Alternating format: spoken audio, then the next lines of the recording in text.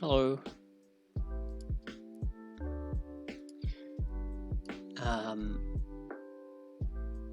Hope everyone is having a good weekend.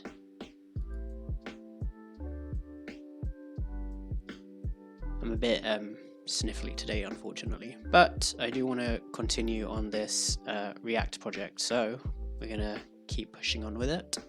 I didn't get to work on it yesterday, so we are going to see if we can finish off the functionality today, or at least most of it, and then we'll see how far we get, and then maybe we'll get onto the styling, and that should be fun. What do I want to do? Desktop. So yes, we were here.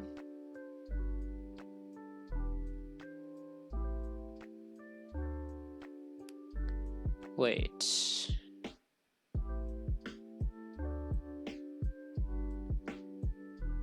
Do I have my browser source here?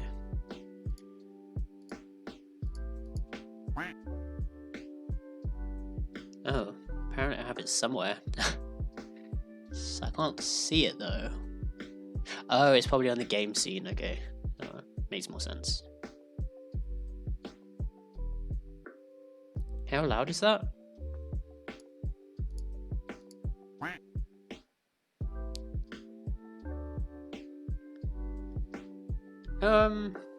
Can't really tell. Maybe I'll turn the music down a bit.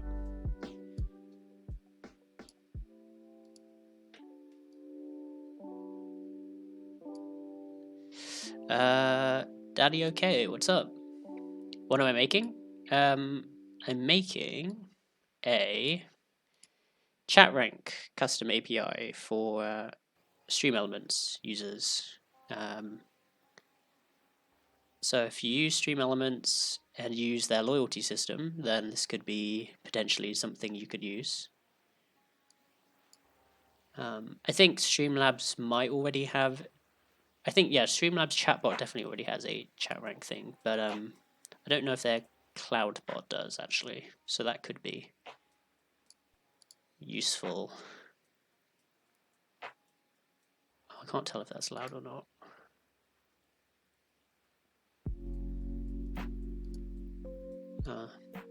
That sounds okay.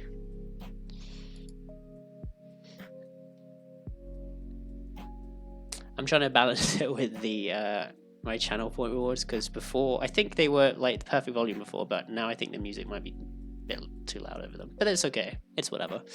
Jealous of your knowledge? Well, I appreciate it. Thank you. But I'm not really that knowledgeable. I kind of just a lot of what I've picked up is just from also watching other people or just stuff that I've picked up from blogs and tutorials and stuff like that. So, I mean, if I can do that, then I think the majority of people could. I guess it's just about where your interests are kind of aligned. I think some people are more keen to spend a lot of time doing that kind of thing. I definitely was, but I know other people would not too fond of staring at lines of code for prolonged hours at a time. So yeah, I think it's definitely that part of it, which I don't know. I kind of just enjoy that. It's like learning a language, I guess, which it is because obviously they call them code languages, but it's like a spoken language, but written. If that makes sense. I guess I should hold on. Forgot to start the project before I actually started the stream, which I probably should have done in advance, but well. So yeah, so I'm making this basically. It's going to be a tool that I'll just host on my website, and you can go to it and you can write your what chat ranks you want and what points each rank will be at, and then it will spit out a command that you can put into your bot, and then when you run that command, it'll, depending on the number of points your user has, they'll have a rank. So you can do, for example, people start out at a guest rank, and then as they get more points, as they spend more time in your stream, they could be leveled up to, I don't know, friend, or those kind of tiers. It's not really, it doesn't really mean anything. You can't like limit commands depending on what rank someone is, and stuff like that. It's more just for, I don't know, so that it gives points a bit more of a thing, because I know sometimes collecting points can just be a bit meaningless if you can't really spend them anywhere or anything. better at learning languages than learning to code, though. Yeah, and I'm completely opposite. Like, I think I dropped. I think French was probably the only one. Well, there's also my native language too, but I mean, I don't really count that as a thing because that's just the one I was born into. The other languages that I've picked up, like learning from school, like French, I did up until I don't know. I think it was GCSE, which is kind of like the. I don't know what the American equivalent of that is. Like high school, I guess.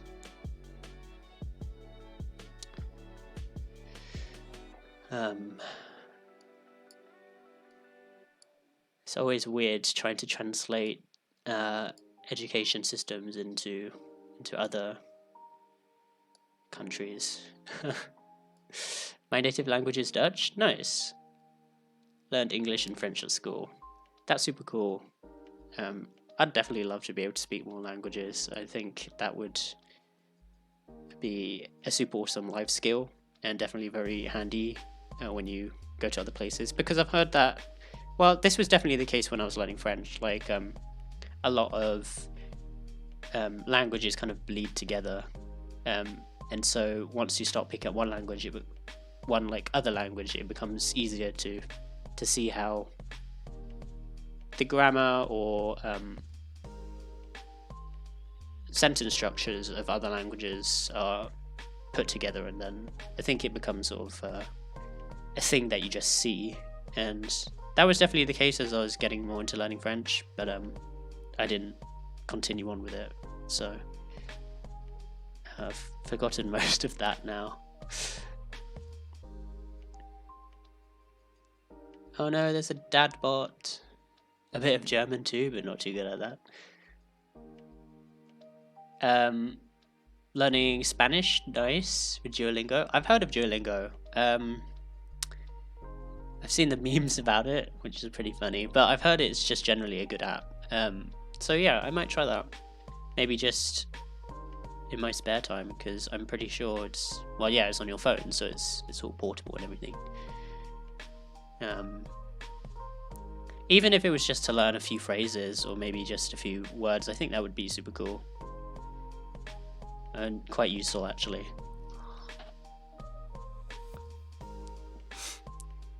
Didn't know there were memes about it. Oh, the Duolingo bird is the meme. So apparently, if you forget like to do some of your Duolingo lessons, it'll send you a very passive aggressive, well, not very passive aggressive, I don't know how passive aggressive it is, but it sends you a passive aggressive notification saying, oh, don't forget your lesson or something. And then there were some memes about it because of a video that they uploaded on the 1st of April, or April Fool's Day, where the bird would like track you down and stare at you until you did your lesson. And I think there are some now like horror memes where the bird will like break into your house or something if you don't do your Spanish lessons, and then break your legs or something like that. It's pretty hilarious. Because I can definitely imagine some kind of dystopian future where that's the case. That like Big Brother tracking your every move if you don't go to your propaganda lessons or hunt you down. I can't remember what I actually got up to with this. I think I got the ranks added. Oh yeah, so you can do that, and then you can type in stuff. I still need to style everything up, obviously. It looks very plain at the moment, but that'll be once we get all the functionality done. Then you can do generate. I don't think it's actually going to do anything. Oh, it just spits out that. Oh, I hate when it does this. It, like, highlights something and it doesn't unhighlight it. I don't want to highlight that. Go away. Okay, there we go. So if I do something like 100, maybe I can zoom in actually. There we go. 100, 101, 100, and then 500. It won't sort these because they're already in order. But if I make this 1,000, it'll sort those, which it's supposed to, because obviously that's meant to be in ascending order of points. I need to add a bit more validation to that, I think. Like, what happens if somebody adds 2 500s? A person can't be 2 ranks at the same time, so that's something else I need to consider. But maybe I'll leave validation to last, actually, in terms of functionality. So this would need to be at least 101. So I guess if somebody had 500 points, they would be this rank, and then if they had 501, they'll just become this rank. That makes sense. So all I need to do is just double check that there aren't 2 duplicate point numbers. There can be duplicate names, I think. That should be fine, because you could be this rank, or you could be this rank. They're the same thing, but it'll just select them. So it's only the points that we need to worry about. I think, and that should be fine. So actually that should be okay, but I'll do that last. I'll do that later, sorry. I suck at maths, that's probably why I struggle with coding. I don't know, because I never really took too much maths either. I like, not intense maths, like calculus and that kind of thing. I think that's probably more of a requirement if you go into like game development and things, because I tried my hand at a bit of game development just to see how much overlap there was with coding. Micro, thank you so much for the 26 months. What the heck? You're a crazy person. Okay, that did tell me that my alerts are quite way down low, so I'm gonna turn down Spotify a tad. There we go. I don't know why you're still subbed, but I appreciate it. Also, I don't know if I told you this, but I recently found a YouTuber who had played all of my Quadrilateral Cowboy maps. It was pretty hilarious because I was, I don't know, I had an egotistical moment and I googled my level to see if anyone had actually played it, and it turns out someone did. Like, only probably about a month ago. And, yeah, I'd just say he had a decent time with them. They were definitely could have done a bit better in terms of level design. I did frustrate him a bit, but yeah, that was quite a lot of fun. It kind of made me want to go back to making more. I do have one in progress, but I don't know. Maybe I need to go back to that. But yeah, I hope you're well. What was I saying? Oh right. Yeah, I think maths would be more for a game development type thing. I did try my hand at a bit of game development in Unity and Godot, and that was fun. But it made me realize just like how much kind of maths sometimes you need to, I don't know, calculate the vector constraint of a cosine radius something something something. I don't know. When are you going back? Oh, to mapping? I'm not sure.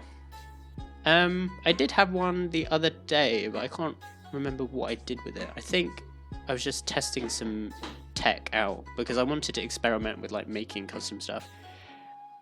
That said, I did, when I was doing more Godot, I did get more into Blender and like making models and things and like animations, which was a lot of fun. And I'm fairly sure I found a tutorial that lets me export that to ID Tech 4 engine so I could make my own models and things. I think that would be a fun stream to try and figure out. But I need to, maybe I should do a test run just so I'm not completely blind going into that. That could be interesting. I'd really like to see if I could. Every time I say that, I just give myself too many ideas and then I just stop doing it. So I probably shouldn't do that. But yeah, I wanted to. My focus was wanting to make a horror-based quadrilateral cowboy map, as in like where the entire level is just darkness, and then you kind of have to use your lantern to navigate.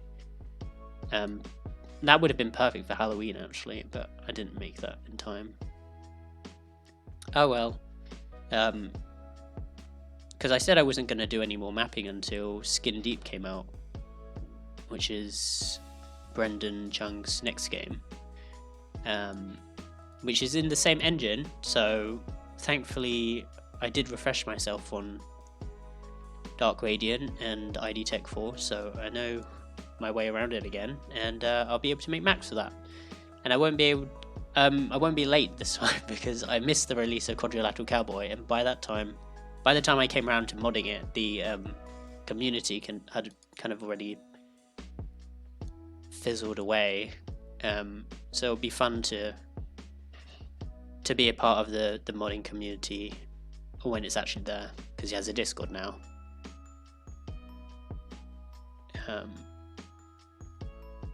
And I won't miss the release. So fingers crossed. Oh. I don't know why it gave me that error. Odd.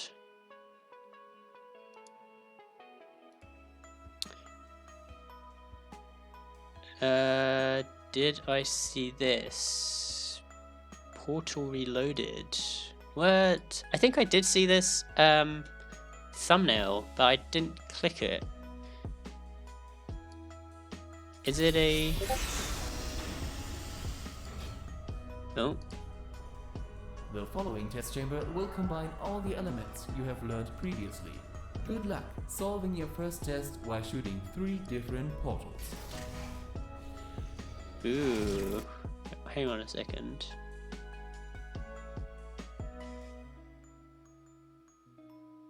Fire 3. 3? What? Damn. They added a time dimension. That's pretty awesome. I know there was a Portal mod where you could travel through time. Like, instead of a portal gun, I think you had like a time machine or something. It was something like thinking with time something. But this takes it to the next level, because now you have portals and time. Wow.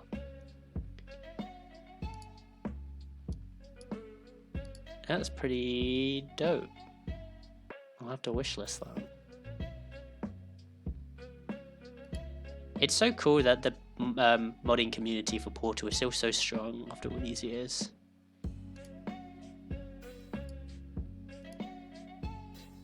I think it's just a testament to how well the games have stood up.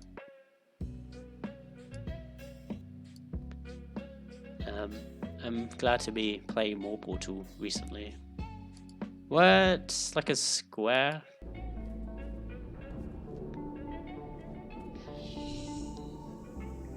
So I've seen that, that's one of the things that I think a lot of map makers love to do, is using world portals to connect 2 rooms like that, but I've never seen it done with like an actual movable portal, so that's pretty awesome. Like, I've only seen them in like fixed areas. World portals are pretty freaky. You can make some really like non-Euclidean geometry type maps with those, which is a lot of fun and very trippy.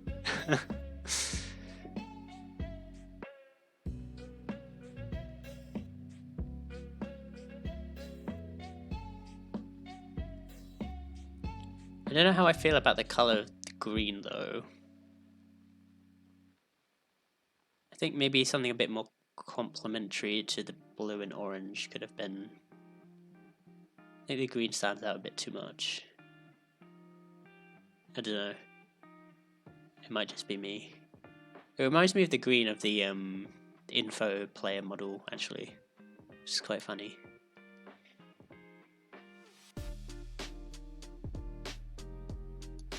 Old Gordon. Okay. Let's see.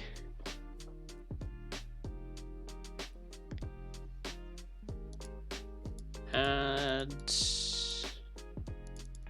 Delete. Generate. I just filtered out the one that didn't exist. Okay. Good.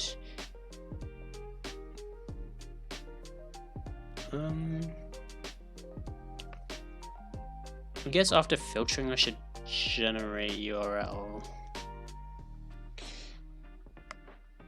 The whole thing with bringing the cube through time is awesome. Yeah, I definitely love time travel things like that. I think when I was younger and messing around with modding in Portal, I had one of my takes on it was making a time machine sort of vault thing, which you went into the vault and then it closed and then it opened and then you were like in a different place, and that was very fun to make.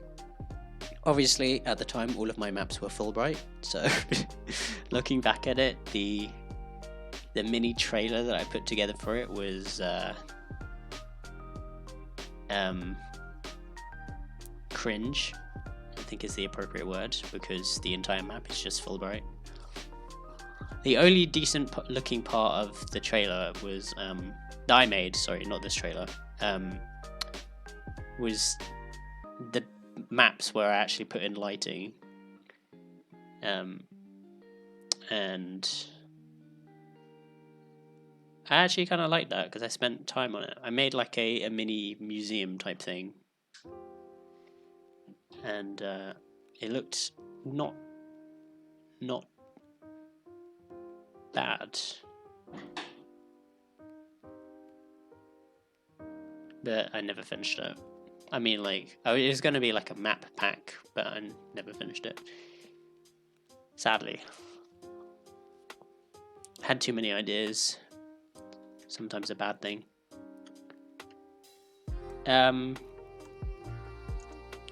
Alright, generate URL.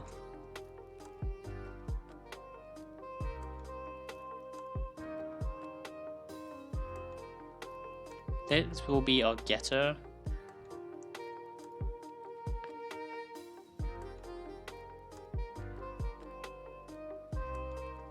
I think I can return from this, can't I?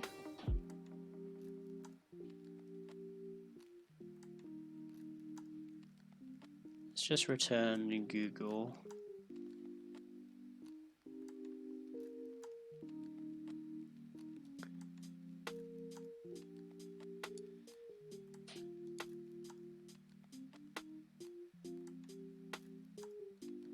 So where's my filter? So when I click generate on here, I want to do generate URL. And then I want to do console log generate URL.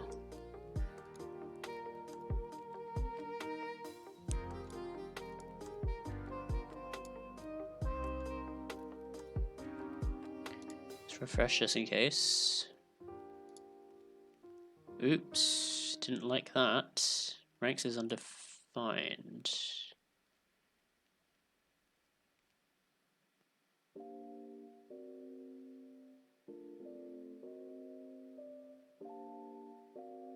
What do you mean?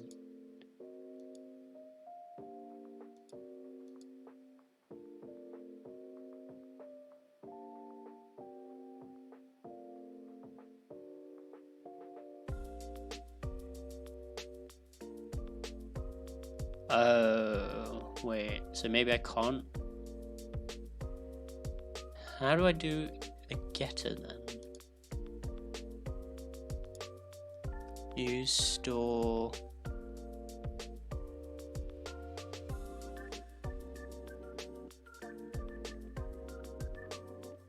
Oh, maybe a getter is just part of the state. maybe an action needs to actually do something. So this shouldn't be an action.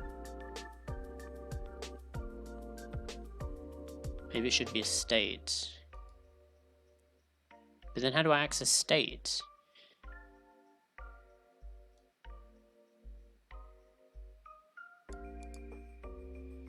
Hang on, I need to Google this. Easy peasy getters.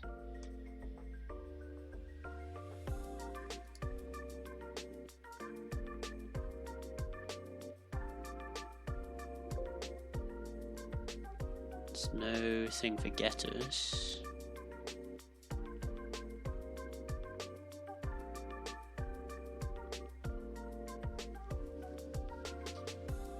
I guess it would be like a computed property. Maybe. New store state. Oliver, I'm here to watch. What's up? You can watch me fail. If that sounds appropriate. Hope you're having a good weekend, in any case. I was trying to see how I'm supposed to.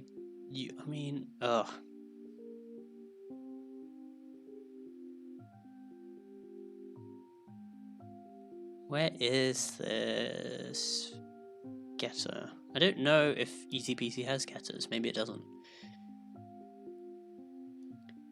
Maybe it doesn't.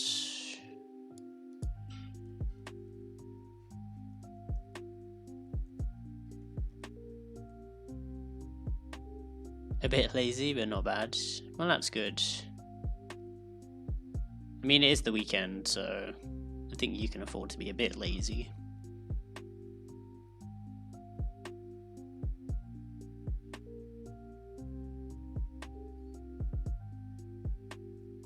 I'm gonna try this, but I don't think this is right.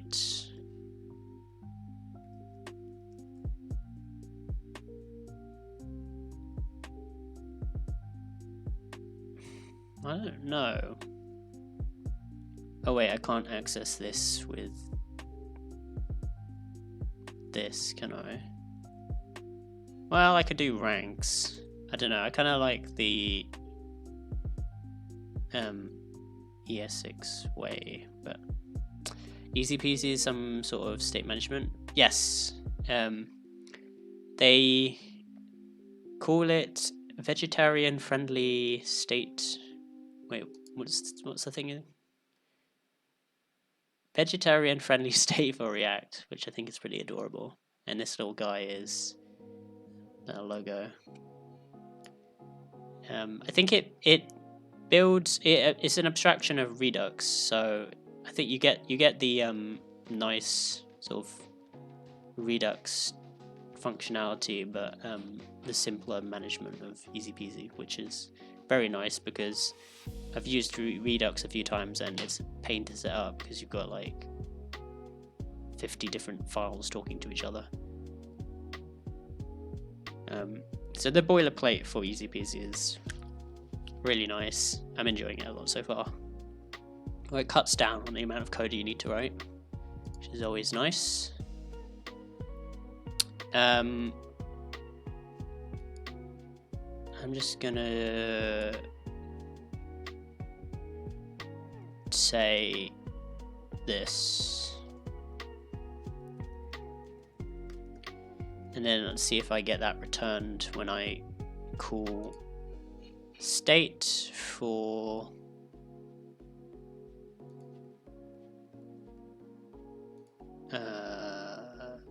generate URL. So use store state state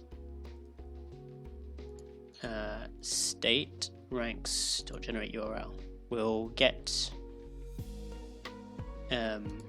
this, and then hopefully return this, and then that will build our URL. Otherwise, I guess the easiest thing to do is to just do the generate side on this side and then just use the ranks, because I'm really only need this, but I kind of want to keep everything related to ranks in terms of functionality in this store file. So hopefully that works. Then we'll console log in and see if we get that. I guess I don't need to make that a function, because the function should return something already. Let's see.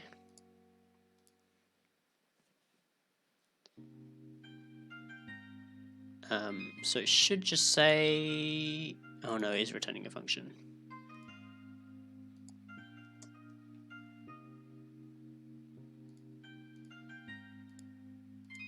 Oops. Okay, so we do get it. Cool.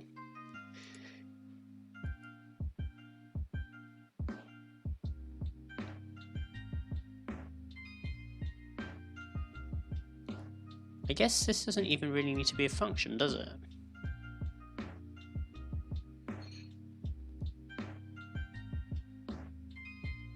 Does it?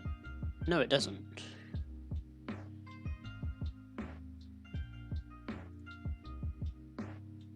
Because I could just go... Wait, can I go this dot ranks?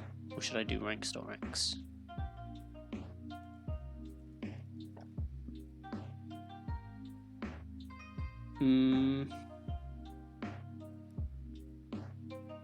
What would be a good test of this?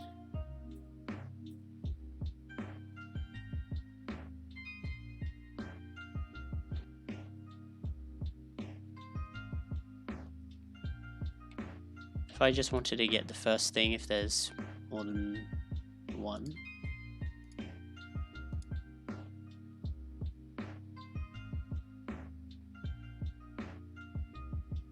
Oops, that's a bit too... Oh, wait, I probably shouldn't do that.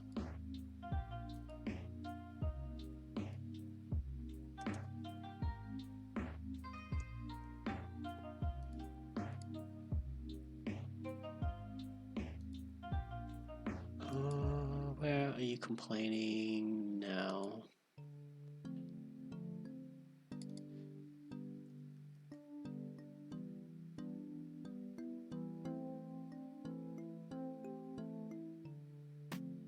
Oh, yeah, I can't do this. I can't do that. Wait, so can't I do this? Or is that because it's assigned as well? Undefined has no properties. I guess I can't do that. That's fine. I guess we'll do it as a function then. Wait, so I can't... Can I do... I can't refer to this before it already exists, can I?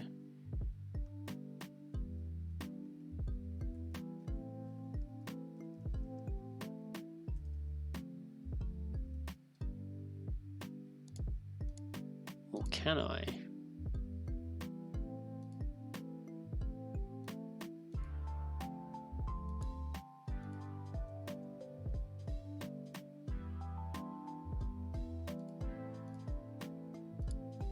Can. Okay, well, that's fine then. So let me do return ranks.ranks, which is our array of ranks. After we've filtered everything, I guess I should just run filter here, huh?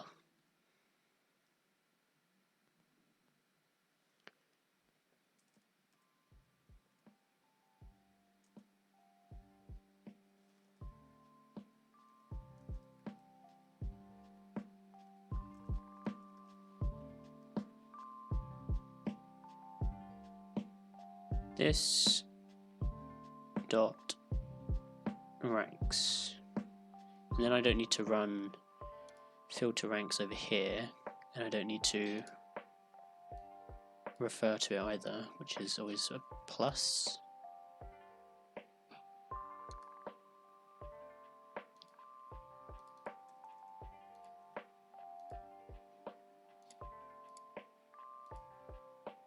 Nice. Okay.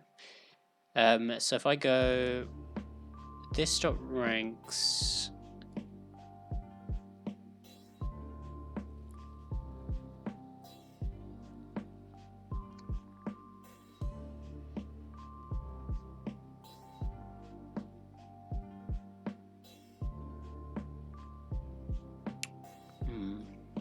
How do I want to do this?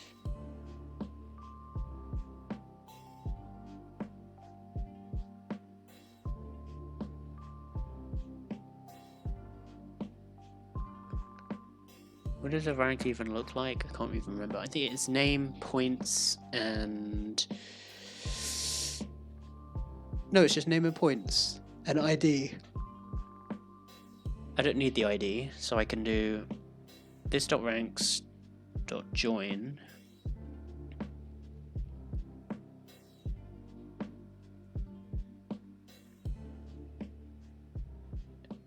And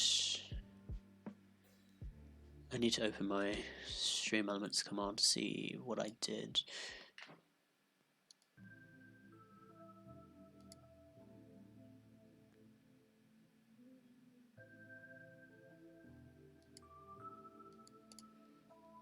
You get that.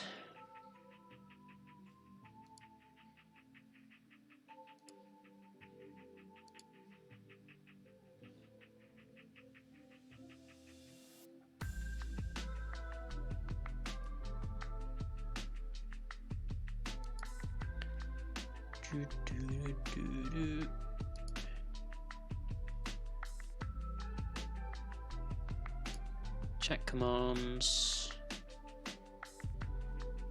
custom commands, rank. Here we go.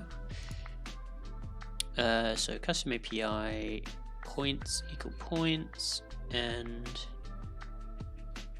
okay, so it goes and. So I need to go return. I guess I should reduce.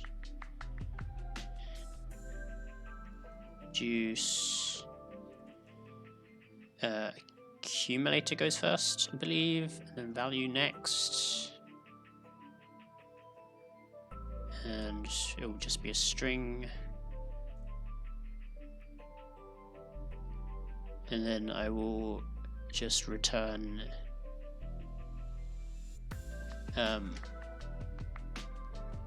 the accumulator and value. I don't know if this is going to work, but let's see. Value.points equals value.name, I believe.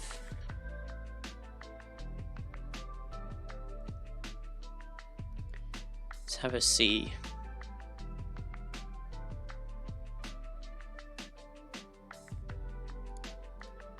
So if I go add, guest B0, citizen, say 100, and then friend 500. This is undefined.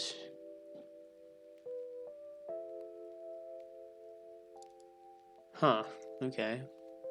Well, I can do ranks then. I'll just go back to this. I thought I could do this with not using an anonymous. Wow.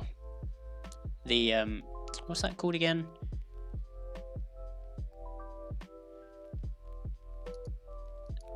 I completely forgot. It's blanking. Arrow function. That's right. Without the arrow function, I don't know. Whatever.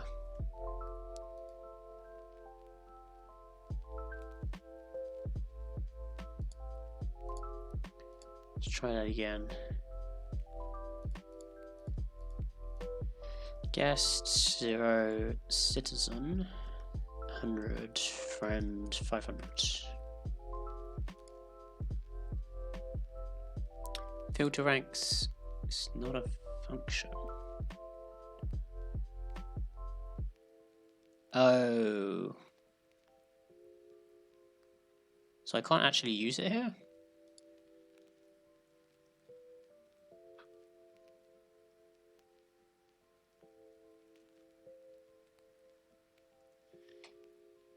I mean, that's not an issue, I guess. I can always just move the filter ranks function into here.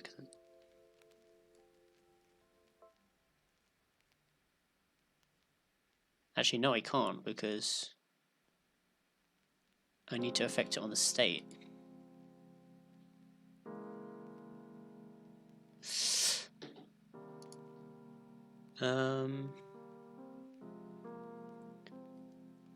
How do I call? Let me see, where's the documentation?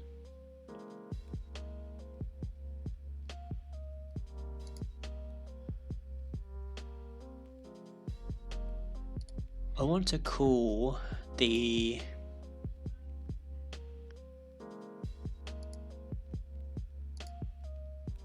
use store dispatch, a hook granting your components access to the store's dispatch.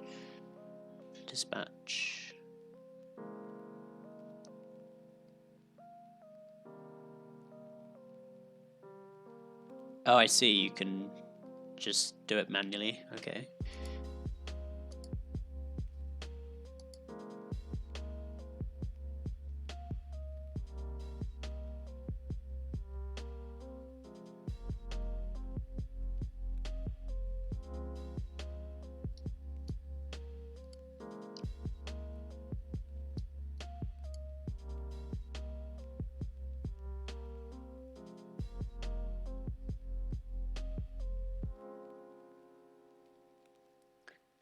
Computed property. Create store. Define a computed property. That sounds very useful. How do I do that?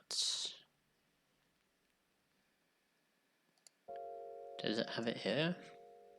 Yes, there is a function called computed. Interesting. Okay, maybe this will be what we need. So computed. Yes, I think this is what we want.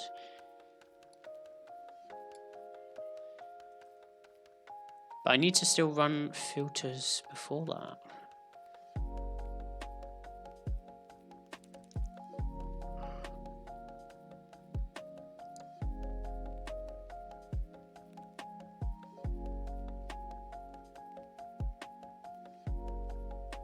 I guess I can just put the function back in here.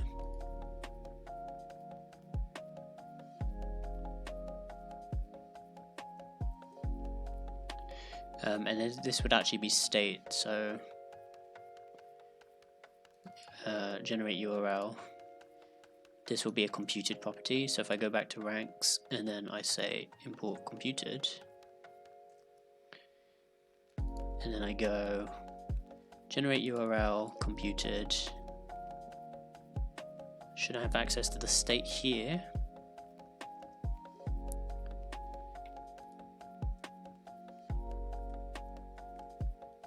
Like that, and then I can do state ranks reduce there.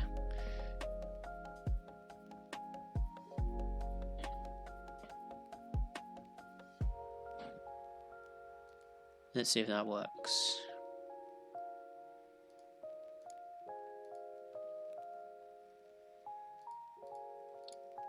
Guest 100, friend 500.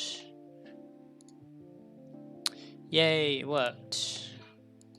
So the computed property is the one that we needed.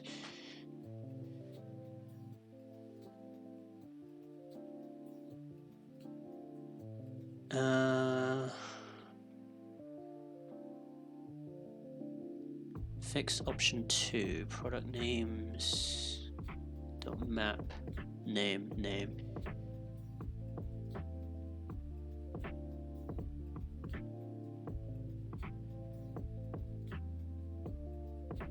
I mean, technically, this wasn't even really needed because Actually, hang on. Use React. Use memo hook. Using the use memo hook, we can ensure our product names mapping only runs if products have changed. That sounds complicated. I think I'll stick to this computer's property. This makes the most sense to me because we've got. Oh, didn't mean to do that. We've got this bit here saying this is an action, and then this part is saying this is a computed thing, property, which makes the most sense to me.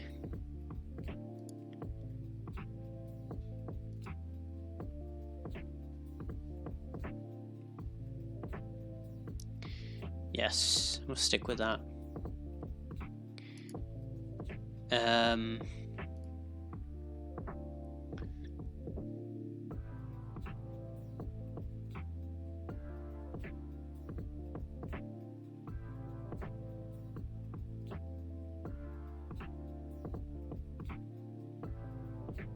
Still wondering if you can call other actions within a thing, but I don't. I guess that's.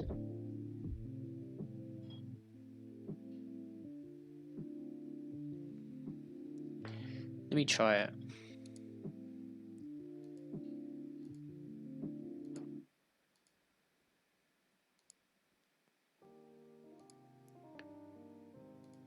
Use store actions.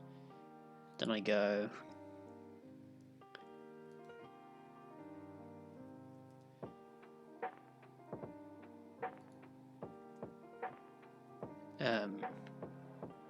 use store actions this or ranks dot filter ranks.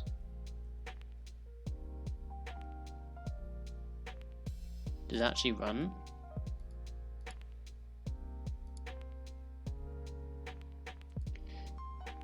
I don't think so.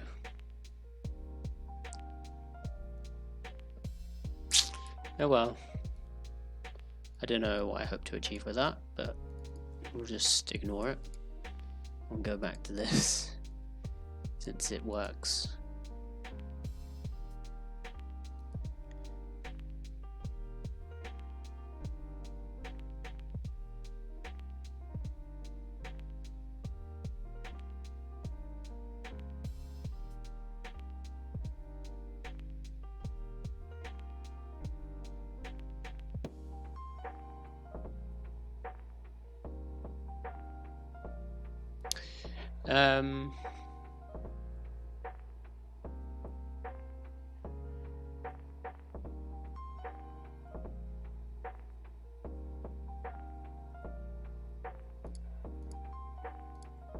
Okay, so we've got this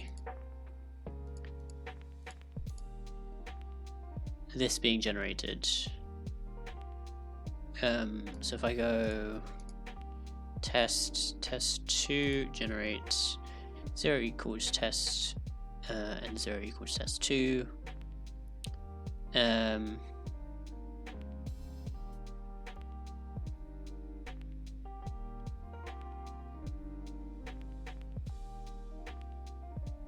This will be appended onto the end of the other things still, so that needs to be and anyway, so I don't need to get rid of that.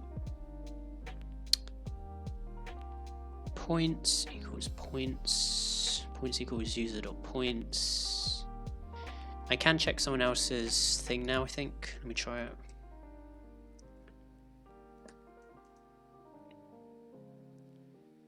Yeah, I can, so that's good.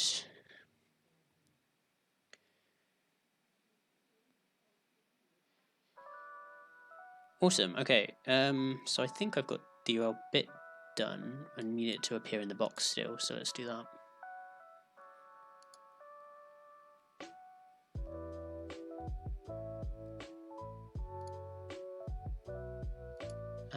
When I click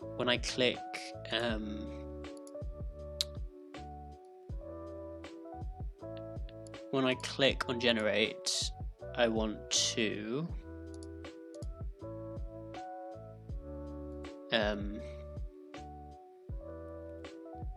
make it appear in this box. So if I go back to here, that's this text area, which I'll say is read-only disabled.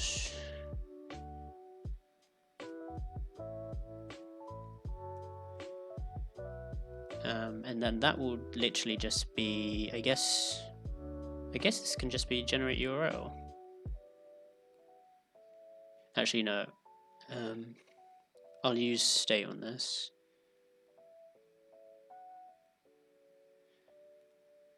Do I want to?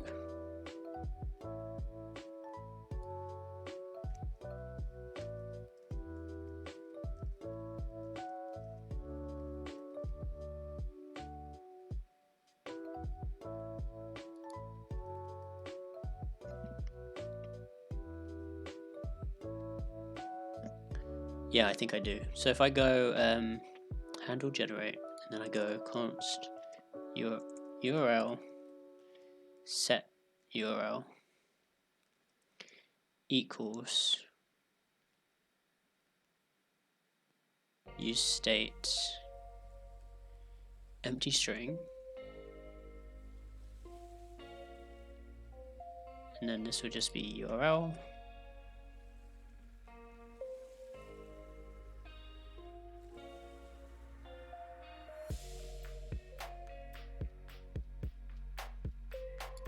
And then I just set URL here.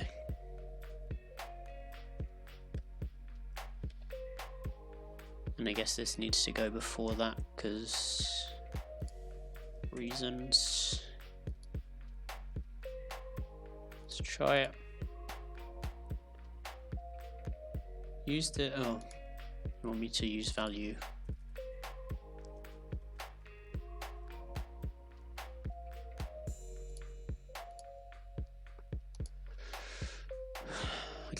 Add guest friend 100 generate. Cool.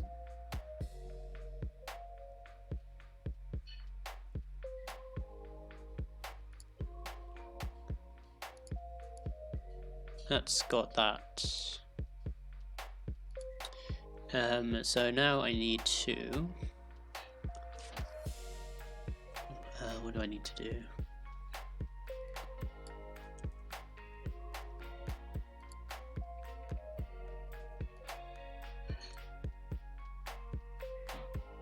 I need to do something. Oh, I was going to add some extra validation for this. So I don't want people to be able to enter 2 points that are the same, because obviously if you've at 100 points, someone is going to be a guest and a friend. That doesn't really make sense. So one of these needs to be different. This could either be 99 or this could be 101. But yeah, we can't allow 2 ranks that have the same number of points. So I guess we need to validate. Maybe I should call this validate ranks instead. Because I can do the filtering bit inside that, can't I? I don't need access to ranks while I'm here.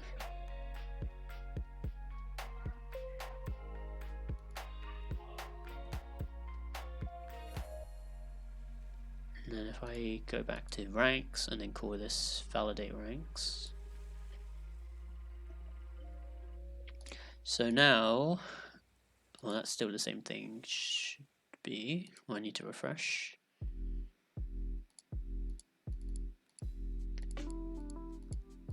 Okay. Validate ranks.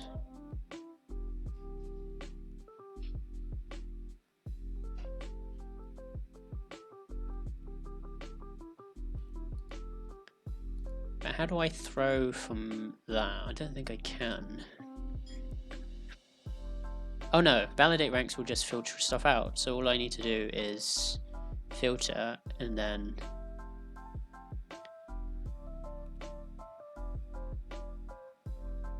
I need to check that the arrays don't have 2 of the same thing. So if I go State.ranks.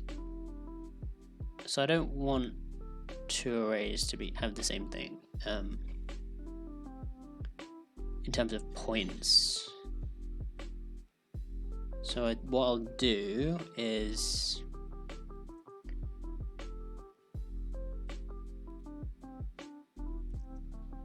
const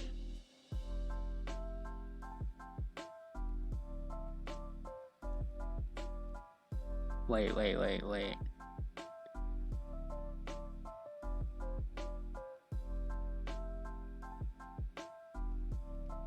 Oh, okay, I got it, I think. So if I go const points equal state.ranks.map rank.points, that will collect all of the points into an array.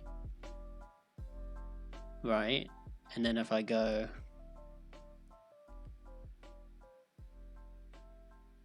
I need to check that array doesn't have duplicate values. The easiest way to do that is to use a set which automatically removes duplicate values, I think.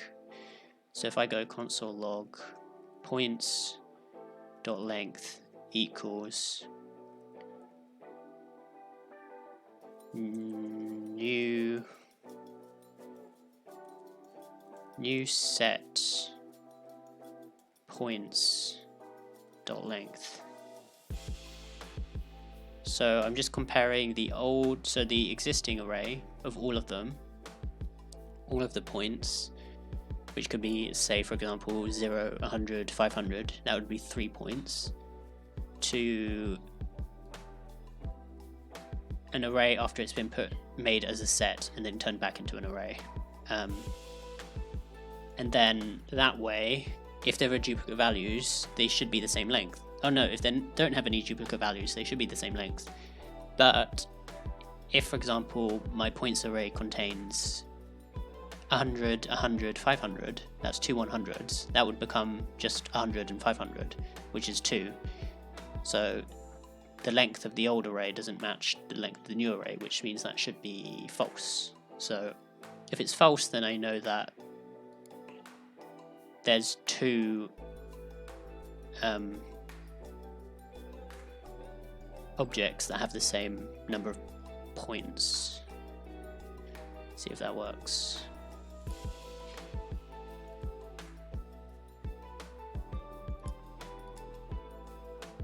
So this could be 100 and 0.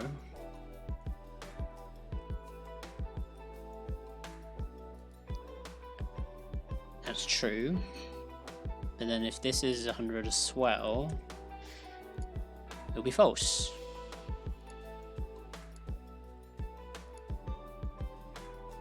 It's true that they're different, false because they're the same. I don't think it's worth saying which ones are the same. I'll just show an error that says that you can't have 2 ranks that have the same number of points. I think that's probably the easiest thing.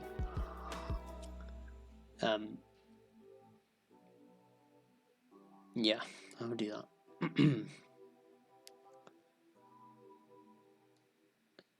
So I need this. Now I need to somehow communicate that that's invalid.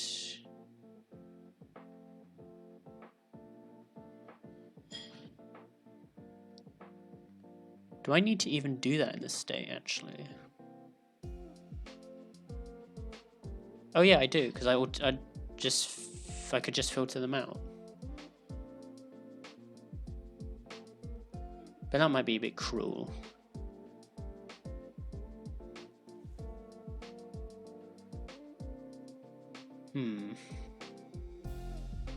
I could either just automatically filter them out and say, no, you can't have two ranks that have the same number of points, and then just delete one. I guess I could do that. Or I could just show an error. I think the error would be the most user-friendly thing, but how do I actually communicate? How do I go back from this thing? This is telling me that these 2 arrays aren't the same. I need to somehow get that back.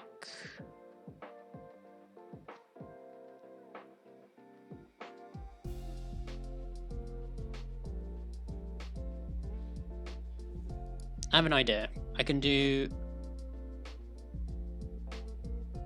create a computed property called valid ranks. Valid ranks will be a computed property, computed, which will have this code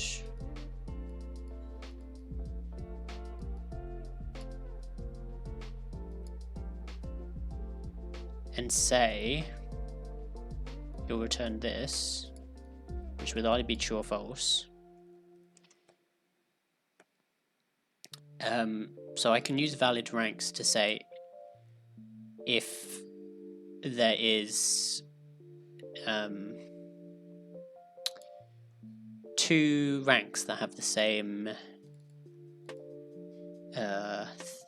what do you call? Two ranks that have the same number of points. So if I say if valid ranks is true, then actually we can continue. So if valid ranks is false, which means that they're not valid, if they're invalid, then I'll say, we'll just say for now console error. Yo, ranks are wrong, bud. And then just return so that the URL doesn't get generated. So hopefully, if these are the same, nothing should appear in the text box. So 100, we'll say 500, friend, we'll just guessed. This should be the other way around, but whatever. So that's fine. And if I go guest 100, friend 100, yo, ranks are wrong, bud. Cool. That made me realize that this should actually be set to nothing when we generate. So that way, every time we click generate, it will just be cleared. And then if it's incorrect, nothing happens. But if it's correct, it will just make the new one and replace it. So that way, now if we do this,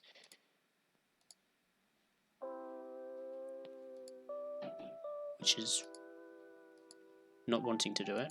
Why is that odd? Is that because I just changed code? Hang on. Guest, friend, generate. Then if I make this 100, ranks are wrong. 500. Oh, it does work. I think I just changed the code and it didn't refresh. Weird. Okay. So if valid ranks is incorrect, then ranks are wrong, bud. Then it just returns. It doesn't actually generate the URL. It doesn't set it. That's what we want. Not what we want. Yeah, that's what we want. And then I go. Oh, I can show the error. So, where should I put the error?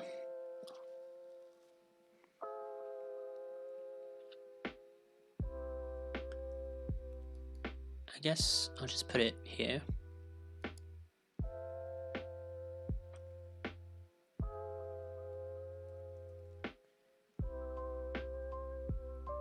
Two points.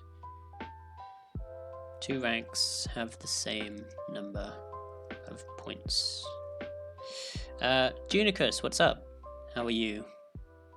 Hope you're having a great weekend. Two or more.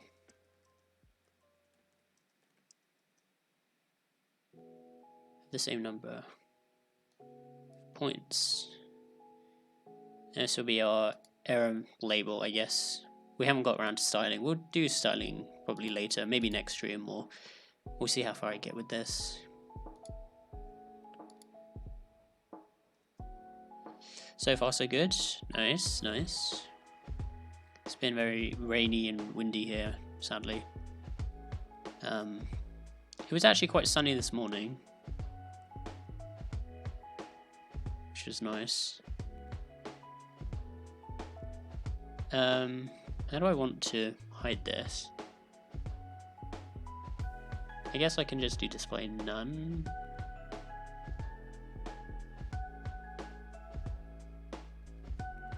Huh. Just doing some programming too.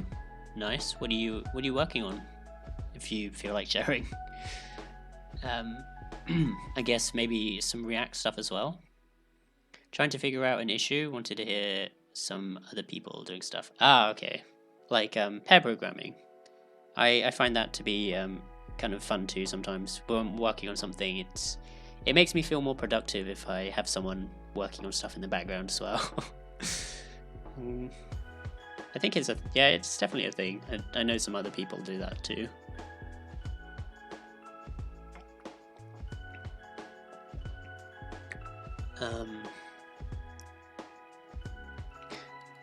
I've been enjoying React. I'm trying to get a bit more into it, just working on stuff. I haven't really had any sort of need for it at the moment, so it's nice to work on products, or not products, on projects, sorry, that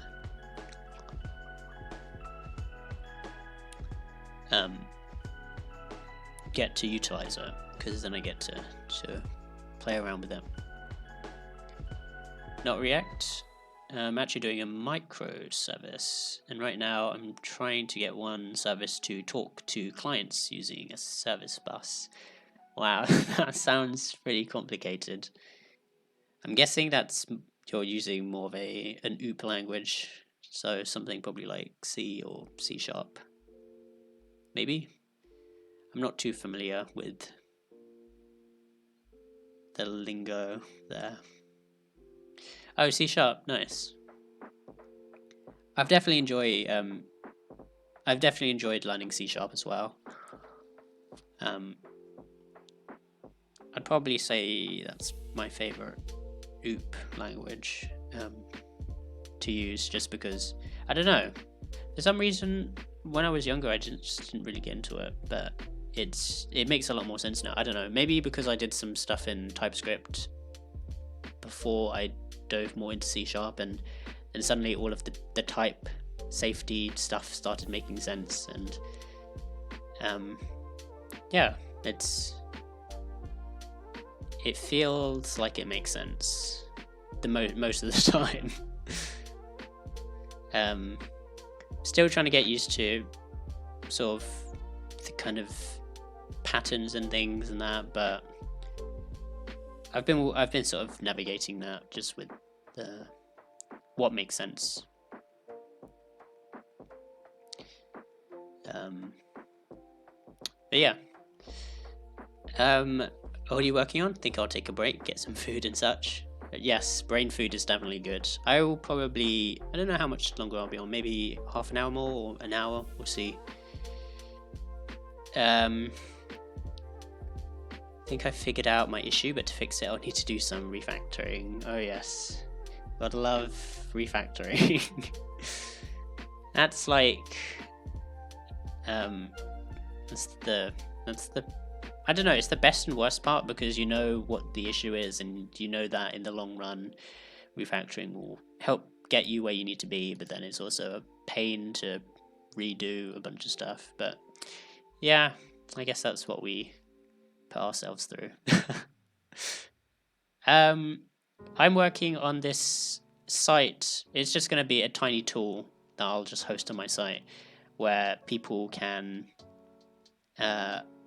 create a chat command for their Twitch chat using this generated link. So I already made a custom API thingy on the server, and it's active already. But to generate the link, you kind of need to append a whole bunch of query strings onto the link, and I think generally people aren't going to really enjoy doing that, or they're going to mess it up somehow. So I'm just working on this tiny tool to generate the link for you, and then they'll just be able to copy and paste it into the what do you call that thing? Are your query strings in the right order? Shouldn't it be guessed equals 100? I guess that would make the most sense. But I think what I found was when I was iterating through the get parameters, it was much easier to just get all of the keys first and then interpolate between the keys. So that's kind of also the reason why it's probably better to have a tool do that. But I agree that it kind of looks like it makes more sense if you go guessed equals 100. But the way that the server is dealing with it is the other way around. Maybe I should change that at some point. I guess, I don't know. That could break it. So I should... Well, I think a few people are already using it, so I probably wouldn't be able to do that. I don't know. We'll have to see.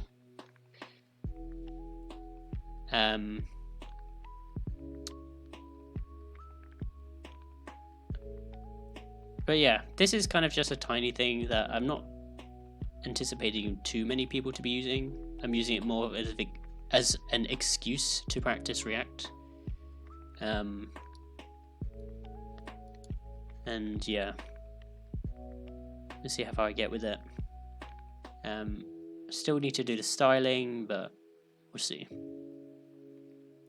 One other thing I want to do is add a message. Oh no, wait, I haven't.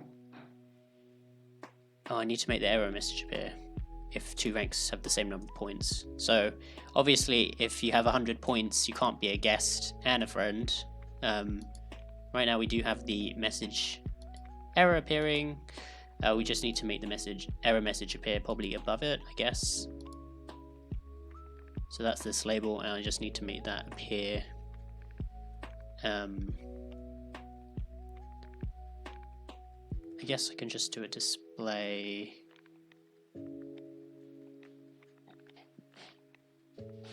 Well, it would be none, wouldn't it? But I can use a thing to... Let's just call it error for now. So if there's an error, then block, otherwise none. How's it been going with React? Liking it? Yes, I've been enjoying it a lot actually. I did some of Vue before I did React, but React is something I've been wanting to look into for a while, and while I think overall I like Vue more, I appreciate that React has... The reason why React is a lot more complex is because you have more control over sort of everything. I think Vue is definitely nicer for getting off the ground quicker. React, you have to kind of do a lot more to get the project going, I think, but in the end you do get more customization. So there's merits to both, and I guess I'll choose the one depending on my use case and things like that. I guess I would need to set error false here, and then if there are invalid ranks, then set the error to be true.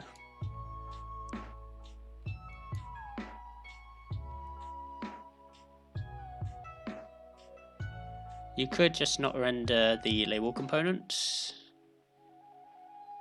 Ooh, interesting.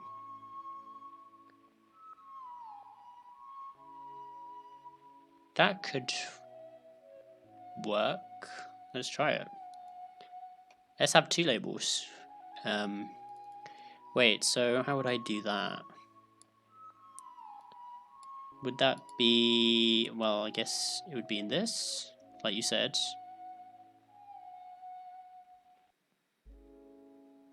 And then, is it the and, or do I need to use a ternary? Or can you do that? Interesting.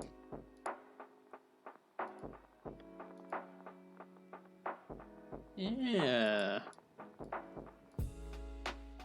I didn't know you could do that. I thought you would need to do something like, if there's an error, do that, or if not, then I don't know, just a fragment. That's super neat that you can just do and though. Oh, does that just evaluate to null? That's pretty neat. That definitely saves on this extra bit there.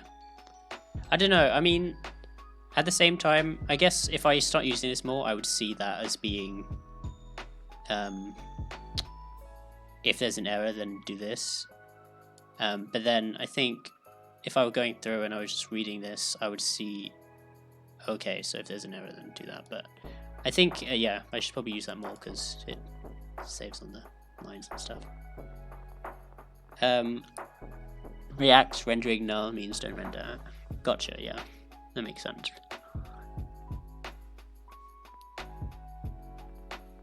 Well,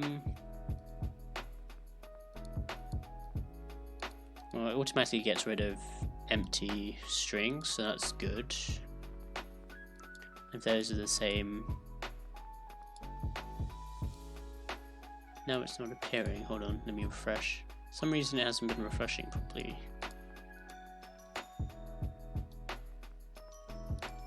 There we go. Why is that appearing? Oh, because my ranks is it's appearing above ranks.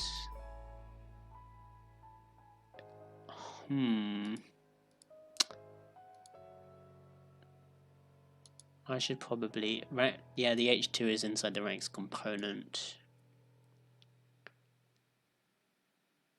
I could put an error prop on the component, but I don't know if that would be the best thing to do. Seems a bit pointless. Maybe I should just move the thing inside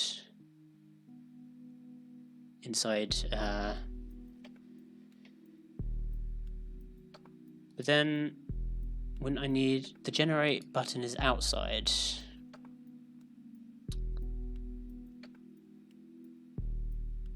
so I'd still need a way to talk to that component.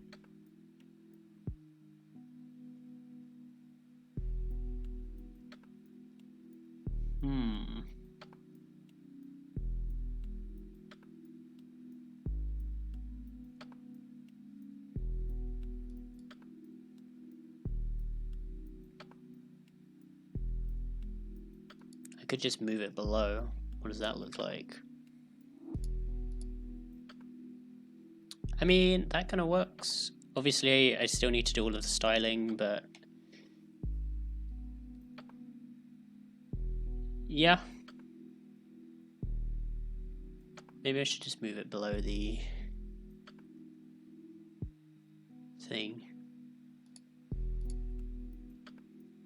I can live with that.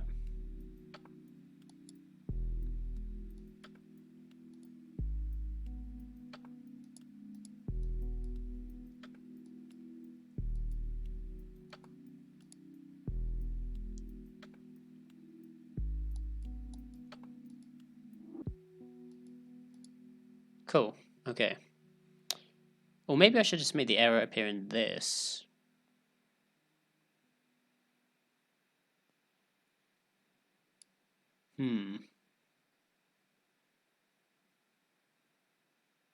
I could like outline it with a red border or something.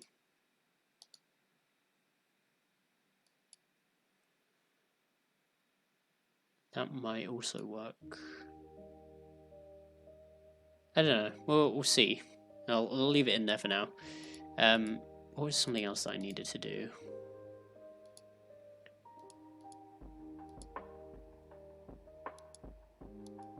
Oh, I think I probably need to fix that.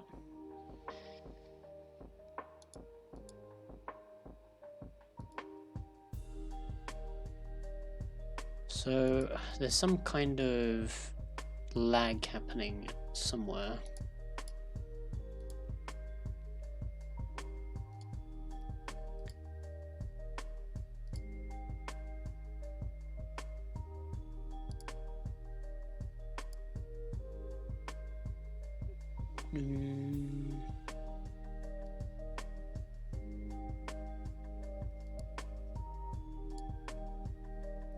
I don't know. Have to see. So if I go like this, 2 or more ranks have the same number of points, but it's already cleared them, so I don't think that's not the case. I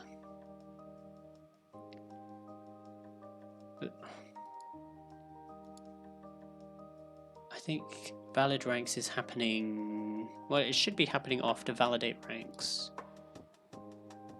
Validate ranks should have already cleared everything.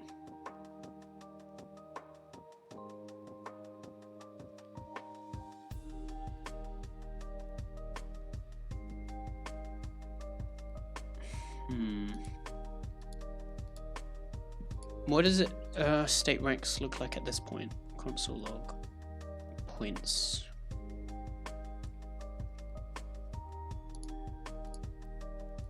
Let's refresh and try that again. It's empty.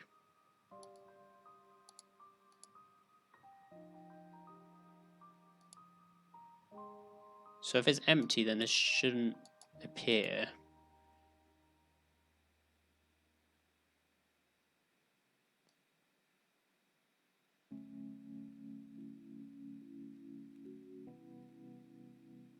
But if this is true,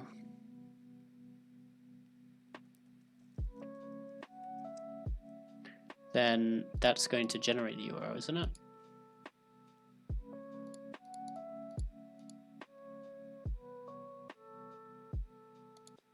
No, I guess not.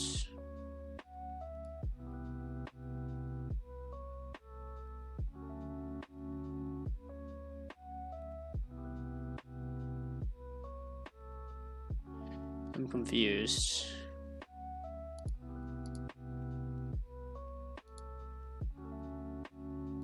Maybe I do need ranks here.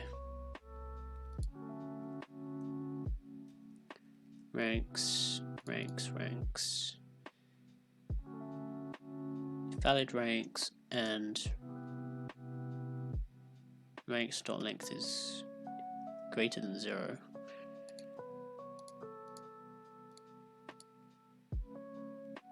Add, generate.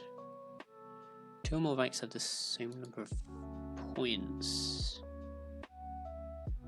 What is ranks at this point though? Because it should be nothing if I validate it, and that should just be empty.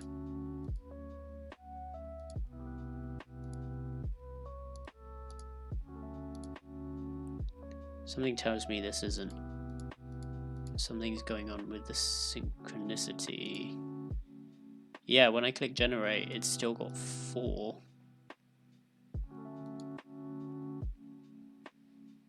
Huh. Let me check easy peasy. I know there was a use store rehydrated.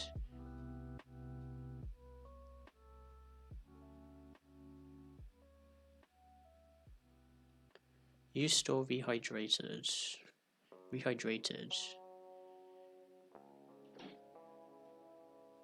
Is that what I want? I don't know.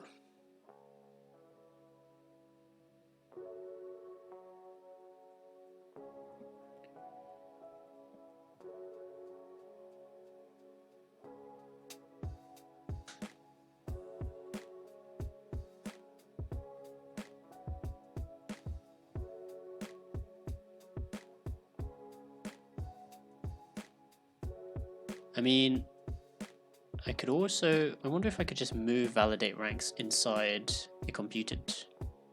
No, that wouldn't make sense.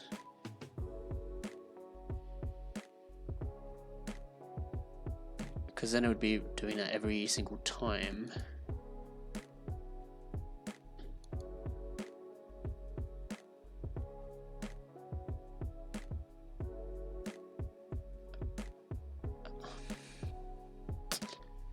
I'm confused.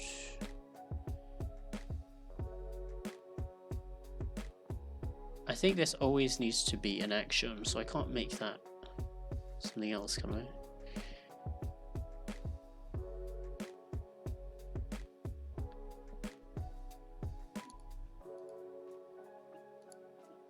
So yeah, so see, after I click generate, it does fix it, but then there's that single moment where there's some sort of race condition happening, and those three are still visible after I've filtered them out.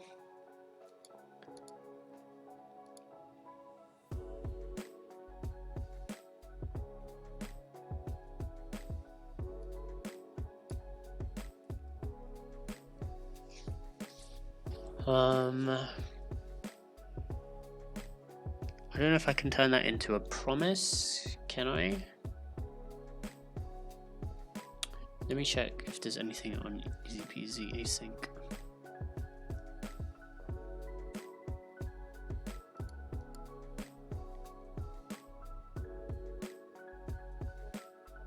Oh, they can be async.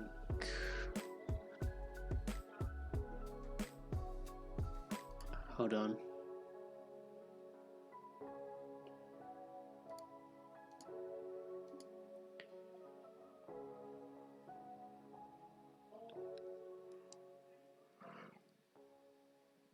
I mean, this tends to be more for an API cup thing.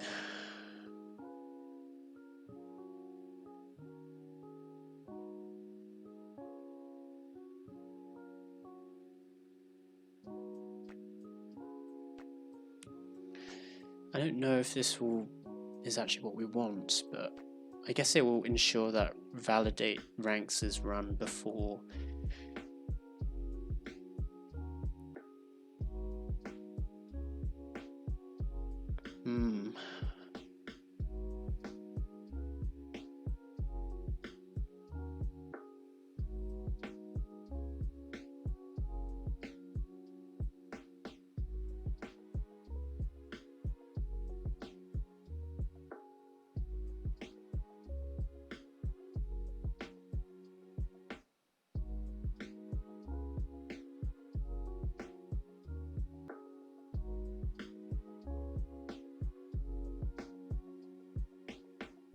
Let me think.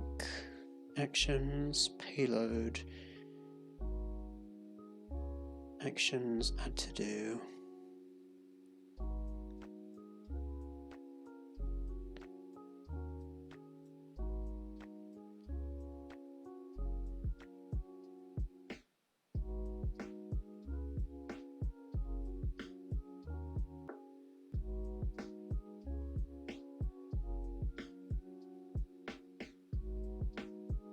Okay, let's try it, I guess. Got nothing to lose.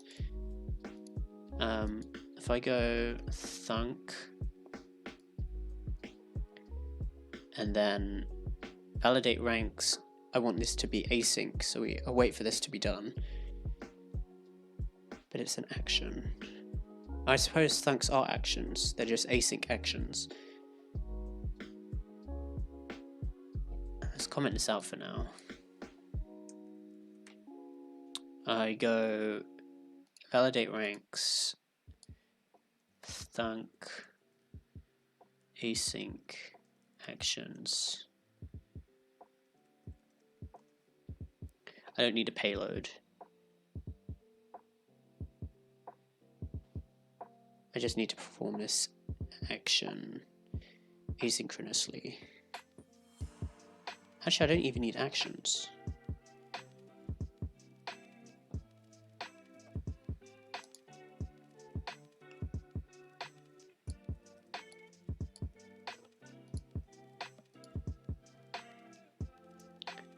I think.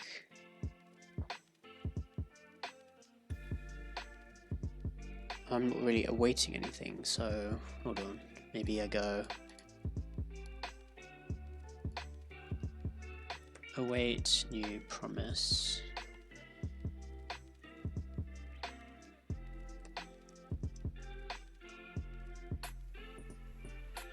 Res. It's probably the weirdest way to do it. I'm just curious to see if this will work though. Validate ranks. So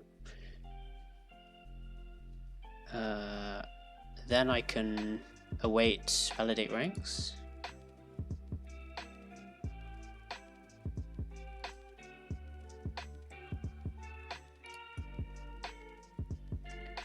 See if that changes anything.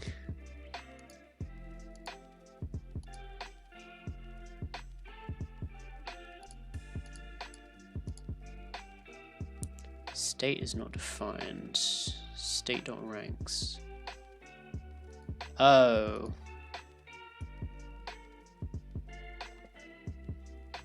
Don't have access to state here.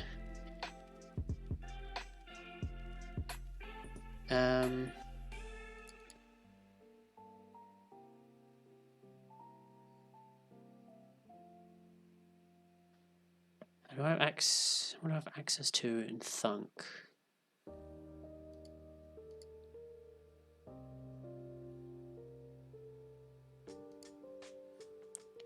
I just have actions and payload.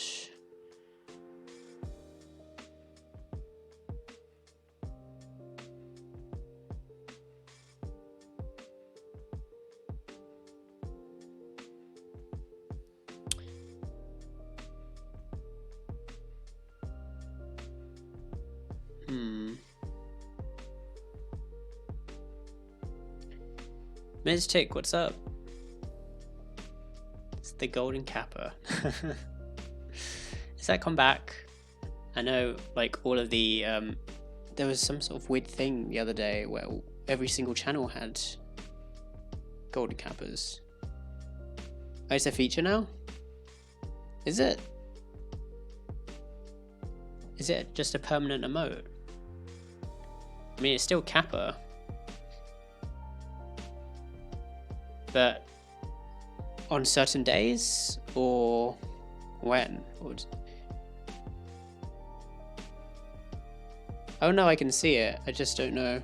I mean, it was for everyone, but I don't know when it turned back to normal the next day. Hang on. Wait, is the badge next to your thing is a GlitchCon, so maybe is it only during GlitchCon? Oh, it's all the time? Weird. I did see it, like, or maybe it's not on mobile? I don't know.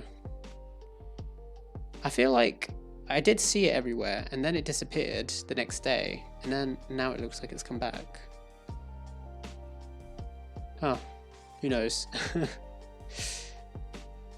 I'm not doing too bad. Hope you're doing well. Hope you're having a good weekend. I'm trying to work out some weirdness with this.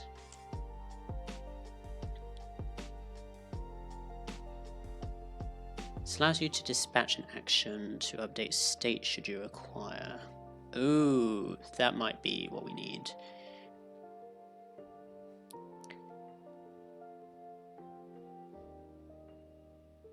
Wait, is it? I don't know.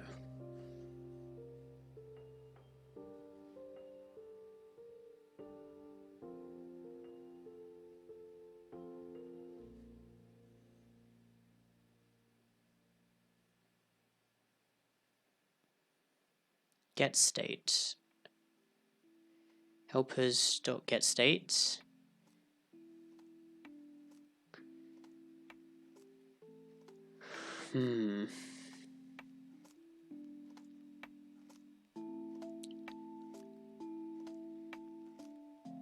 That might be what I need.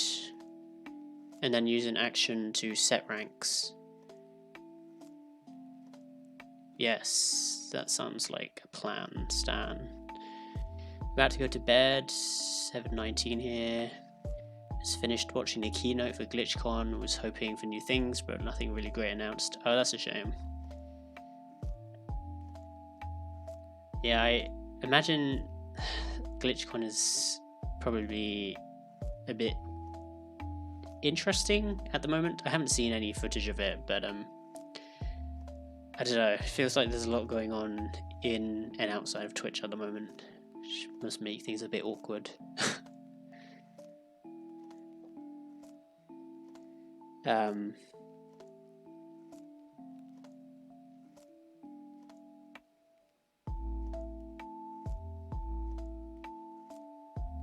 timing, that's all I can say.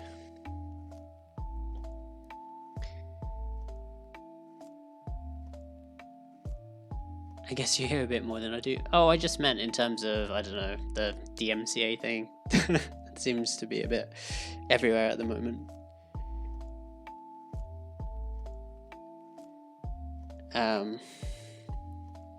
Yeah, it'll be interesting to see how that resolves, if it does.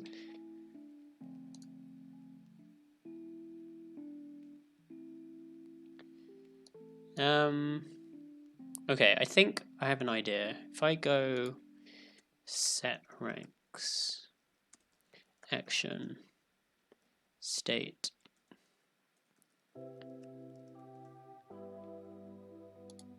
ranks, and then all I need to do is state.ranks equals ranks.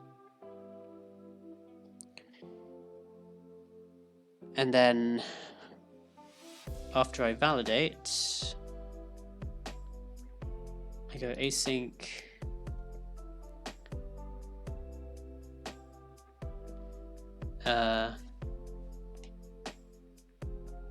actions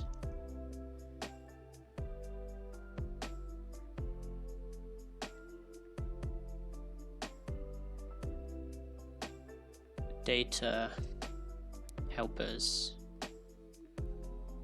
and then I go helpers. So if I go get state, then I go get state,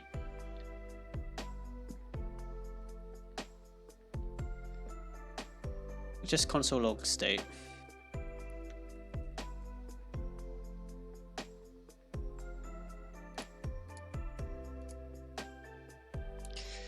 I really want to figure this out.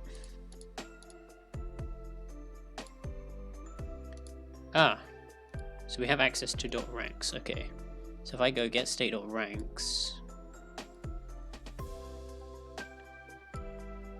const ranks equals get state.ranks, and then I go actions up set ranks.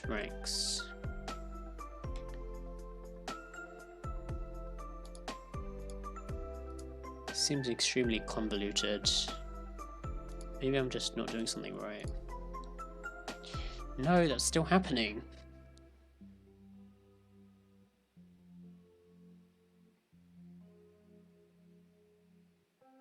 But why?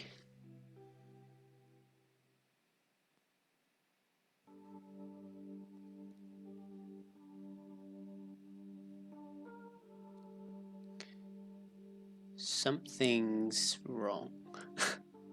I don't know what.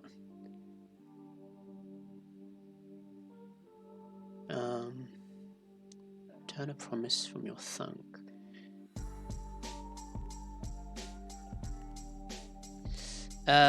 What's the plan with this?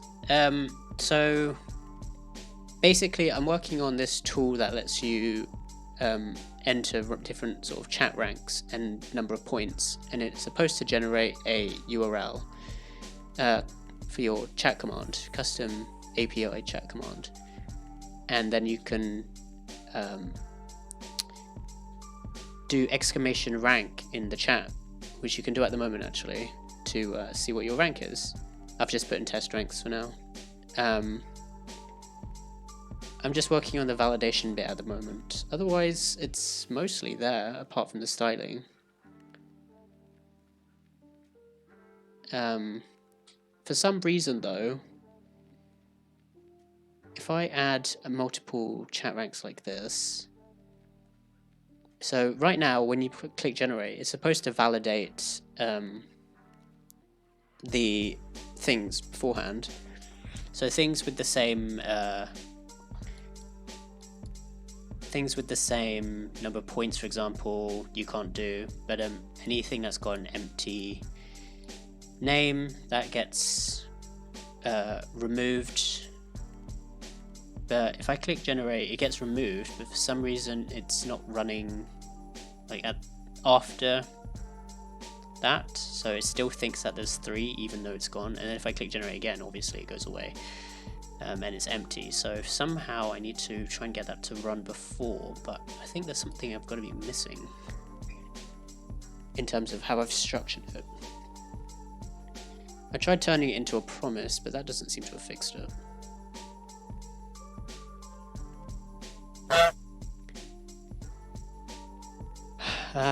Jen, what's up? Thank you for the honk. I think that's the first official honk we have.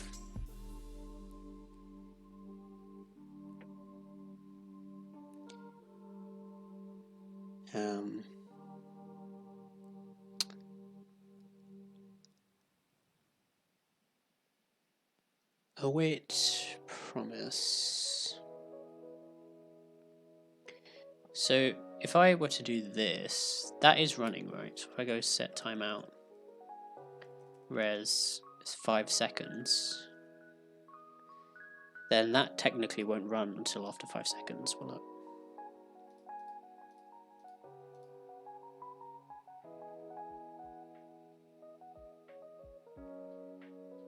And then it still appears. So there is something there that's not refreshing properly.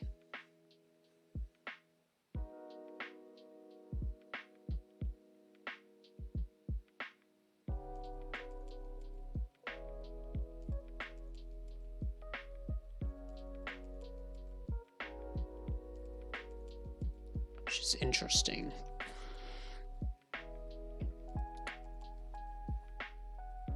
I think I'll just do this for now.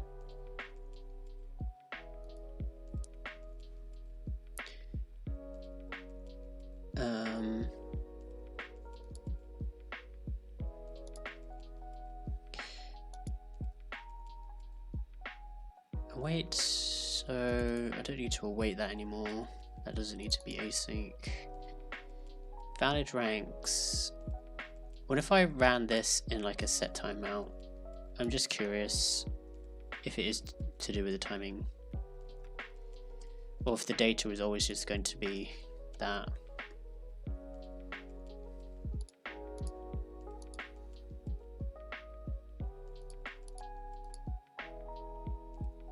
Yeah, so it always happens even with that. So something's got to be up with valid ranks then, maybe. No, or maybe validate ranks isn't. Have I checked Redux?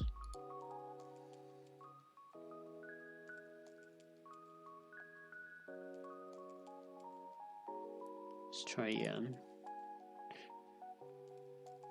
Add.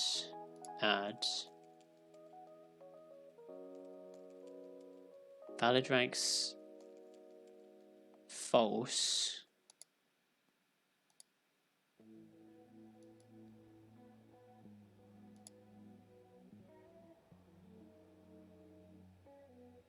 Update rank runs before validate rank and sets it to true.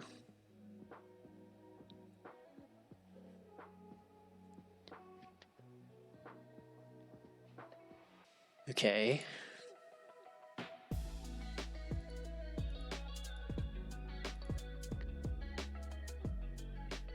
Validate rank. Oh, it doesn't do update rank, maybe. Oh no, but now it set it to true after validate is run.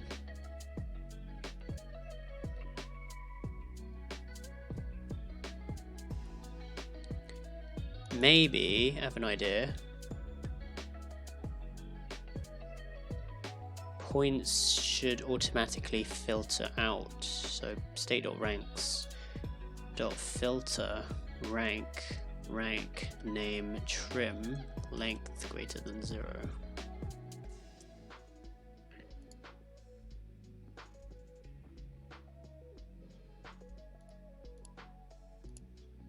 Then it won't take those other ones into consideration.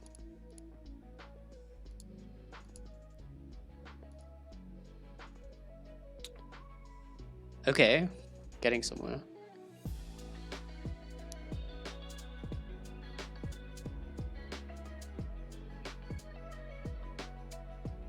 I think.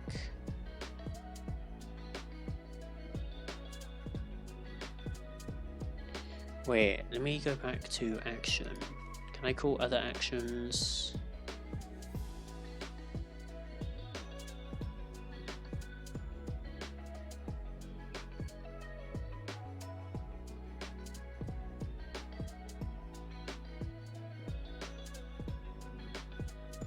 In order to support the mutation API, we utilize IMMA. Under the hood, IMMA utilizes proxies in order to track our mutations. Therefore, if you destructured a state that is provided to your action, you break out of the proxy, after which any update you perform to the state will not be applied.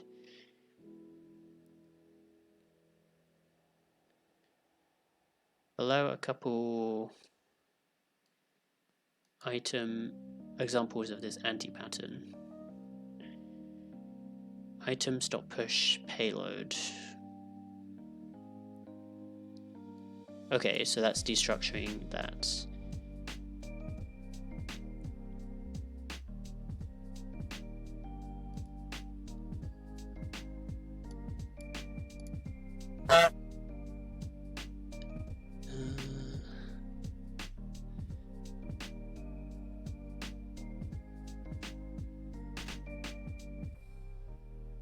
Interesting. Cyber Scally, what's up? Tesco car park lorry. Shift of some geezer in it. That's, yeah, definitely. How are you doing?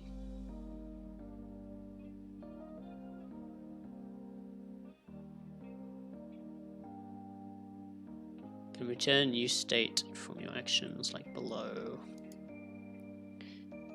I'm not destructuring anything, am I? No. I should just...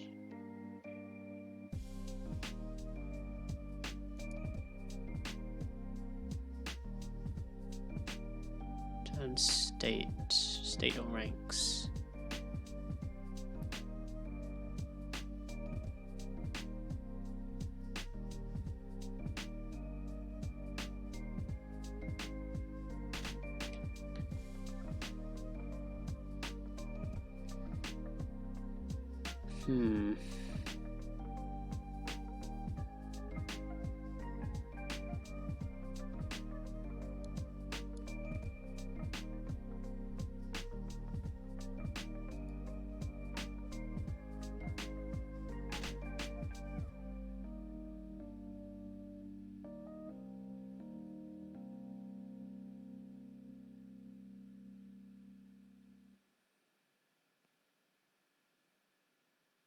I think I am doing it correctly. I do need to get that, not make that generate though. Invalid ranks.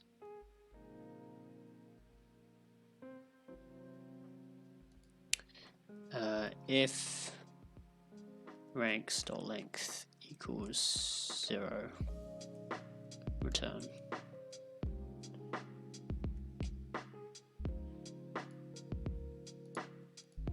See.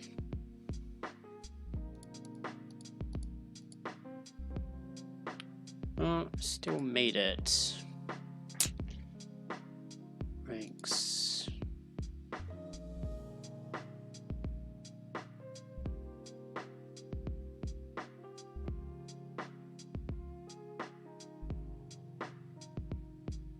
Maybe ranks should just filter out the thing. No, I kind of like ranks just being ranks.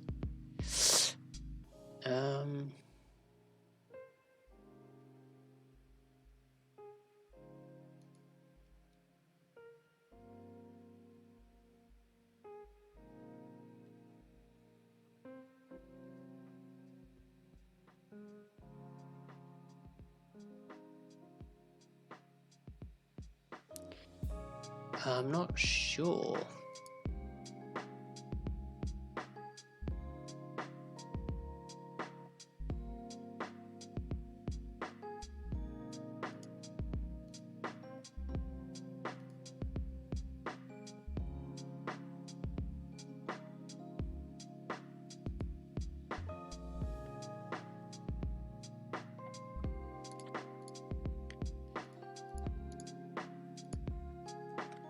guest, citizen, friend.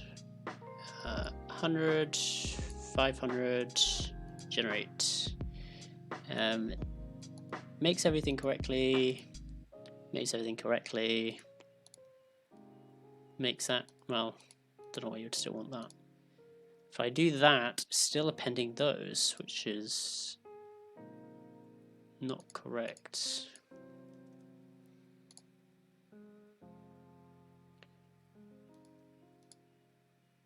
Where am I getting that?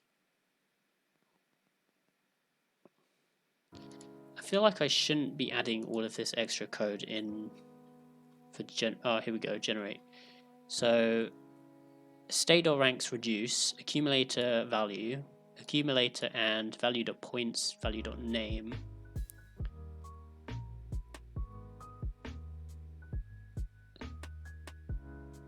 So I could do ranks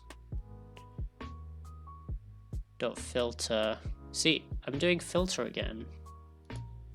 I shouldn't be.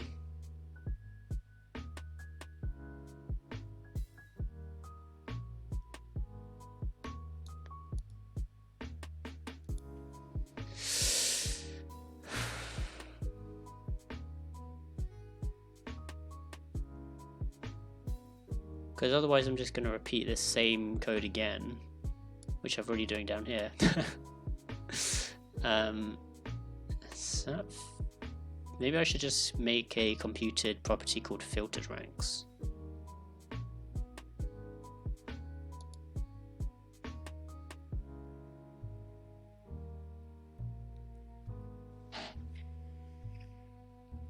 Is that possible?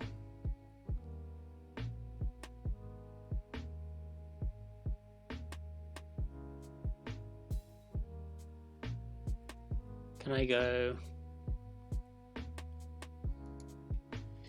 console log state filtered, no, sorry, state.valid ranks.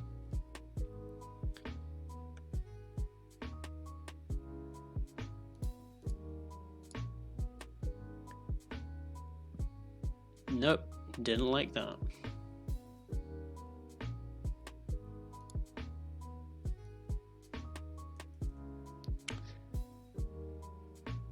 Oh wait, I'm just doing it inside itself. It's probably a bad move.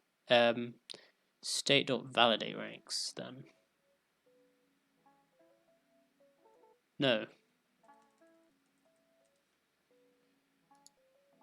Console log state.valid ranks. There we go.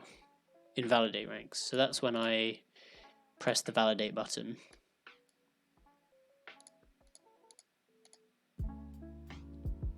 Oh, so I can do it.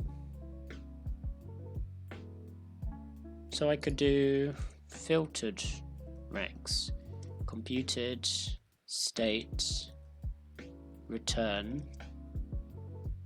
rank state.ranks.filter where rank.name.trim is greater than 0 .length. So this will basically filter all of our ranks and get rid of any ranks that don't have a name, because we only want to filter where the rank name has a number of characters more than 0. So if I go here for these other ones, instead of doing this dot filter multiple times, I can just do state dot filtered ranks dot map rank points, and then the same here.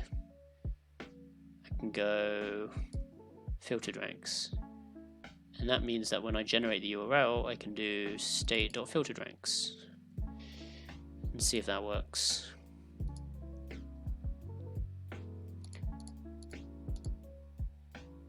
So far so good. Didn't put anything in the bottom. Didn't put anything in the bottom. I call this test 2, test 43, why not? 500. 2 or more ranks have the same number of points, which is true. Delete that one. Hey, it works now.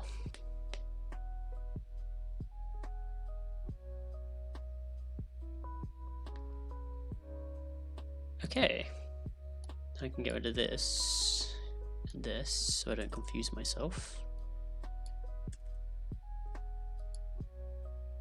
It's still a bit wonky, but I'll accept it.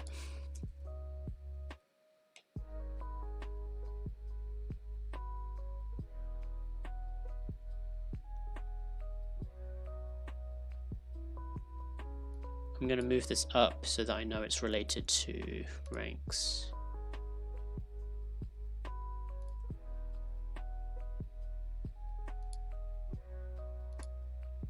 Okay, that actually does what I want it to do.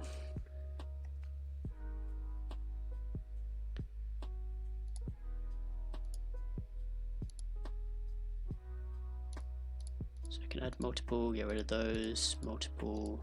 1, 2, 3, 6, 2, 9, reorders them. Okay, this is where we need to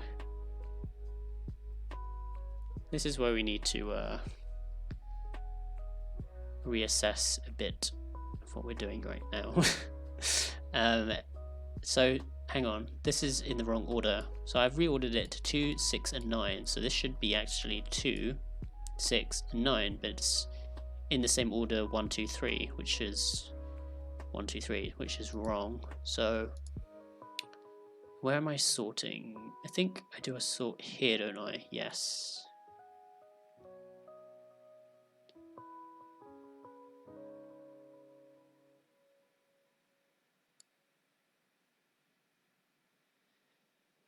Okay, maybe.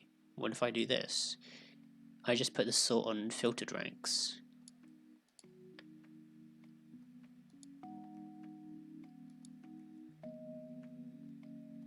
And then when I run validate ranks, that actually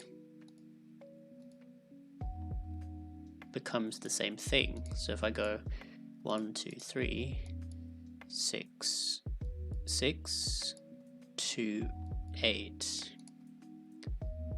then it goes 2, 6, 8, which is what I want. Nice. Okay, so that actually does work.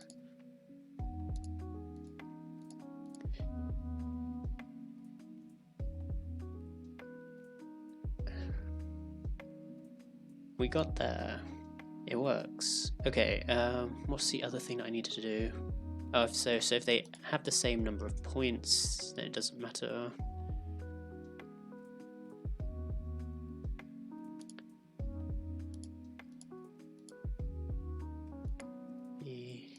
Eight.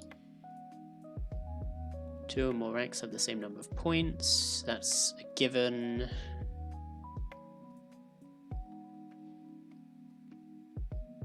It's even not a number for the value attribute. If this is expected, cast the value to a string. Where is that happening? Oh, it's compiled.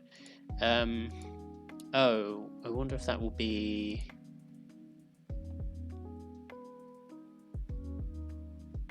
Where would that be? Ranks row, maybe. Value points, not a number.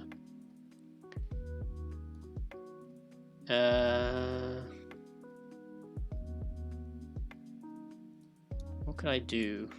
I guess I could do or 0.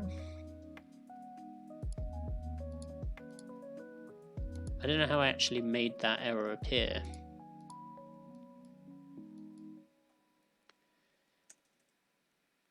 Oh, yeah.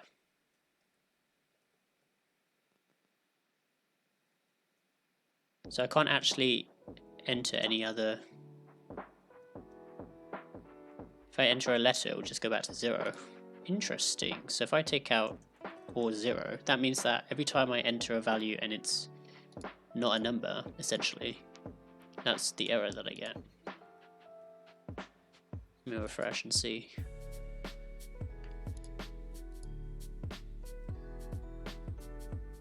receive not a number for the... Yeah, that makes sense. So actually I can reproduce that. If I refresh, add minus or backspace, I get not a number. But if I do points and then a short circuit to 0, if I refresh and try it again, add 0, not a number, I can't actually delete that end, so I shouldn't get that error anymore. I can only... Okay, that was the other thing I needed to fix, negative numbers. Shouldn't allow any negative numbers. So I think what I can do is I can just pass int and then do a math abs on it, which should just give me the absolute value.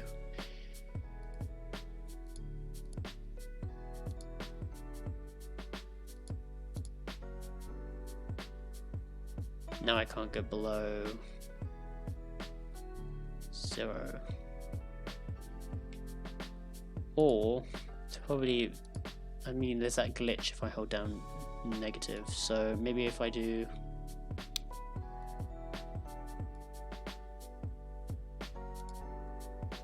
const value equals that if, no, and then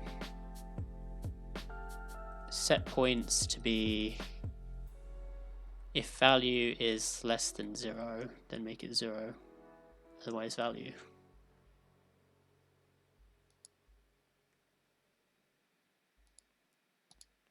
So now I can't even, well, it shouldn't glitch out when I do that. Negative is, that's the lowest I can go.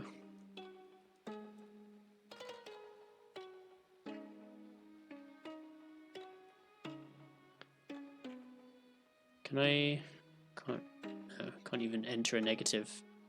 I can't even enter the minus symbol. So I think that is fine.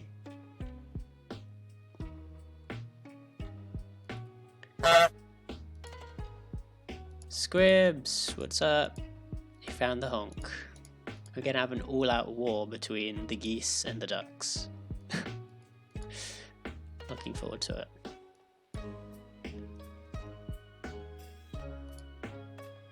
Boom. Yes, all working as expected. Feels good. I think. So, guest, friend, overlord, poggers.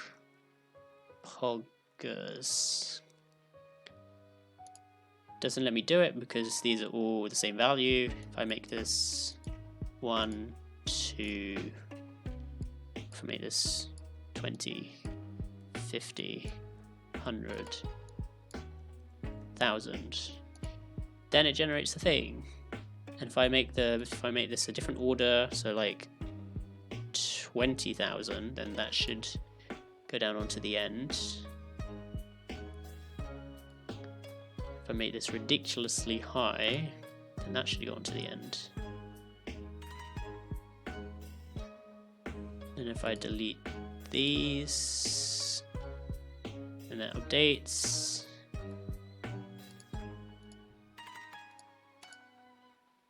Yes, nice, awesome, sweet. Obviously we still need to do the styling, which I'm not going to get around to just yet. But I think that's most of the validation there.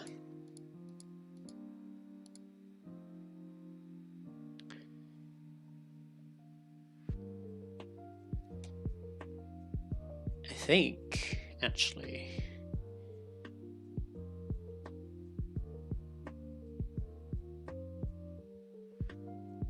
I need to form the rest of the URL, which should be easy. I've still got the message bit to do. That could be a pain. Right, how do we want to do that? Let me add the rest of the link onto that though. So when we generate URL, this is where we get it.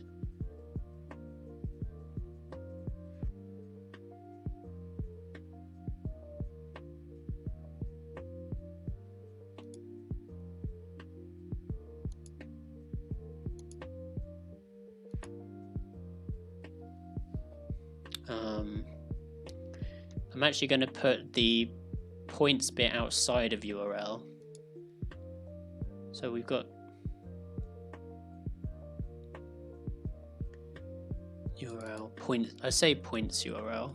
Set points URL, and then this will be points URL, and then this will be and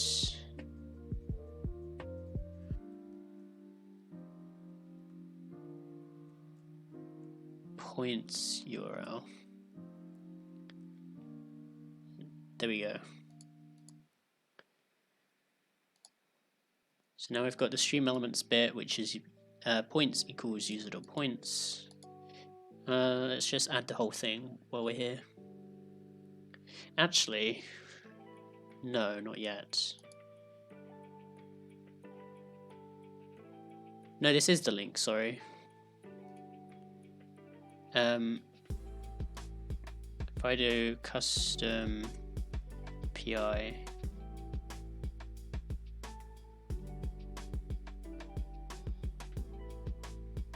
dot something, and then make that go on the end.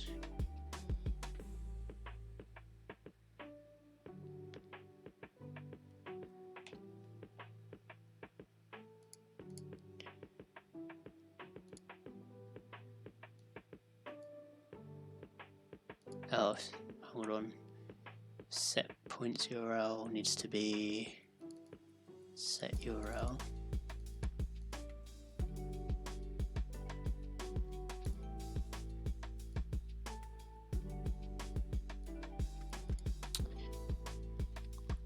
Oh. Huh. That could be interesting.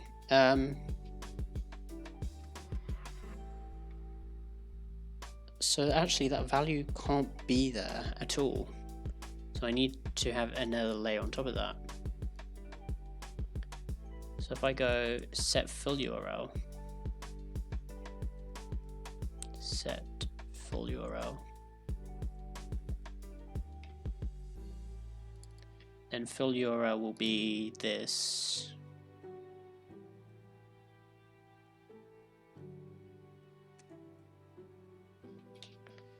And then this will just be points. So set points URL.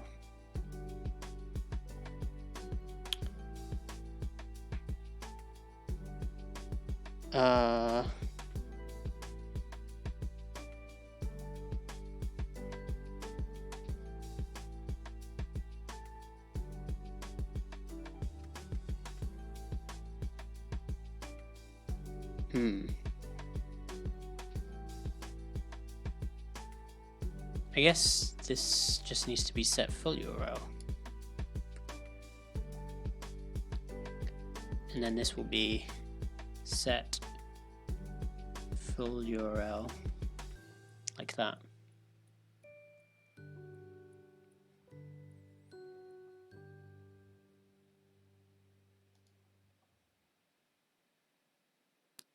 Generate points URL. Generate points URL. Generate points URL, and then if I change this to be generate points URL, makes a bit more sense. There we go. Now we're back to the way it was, but we should have the full. Oh well, I don't want that to happen.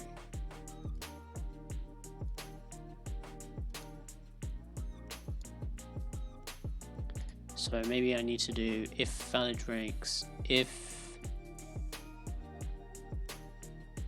ranks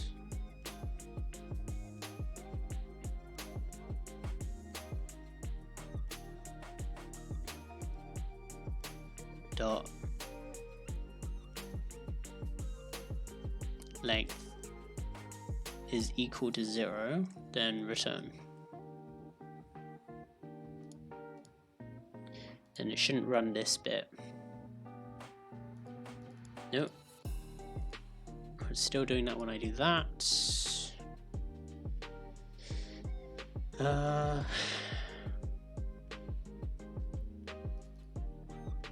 Maybe this should just be filtered ranks.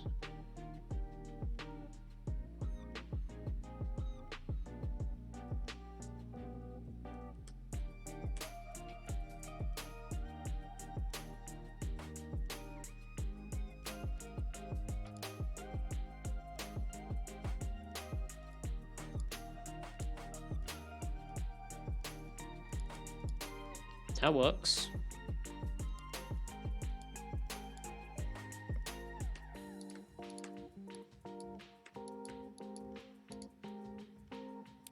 That doesn't work. Why is that?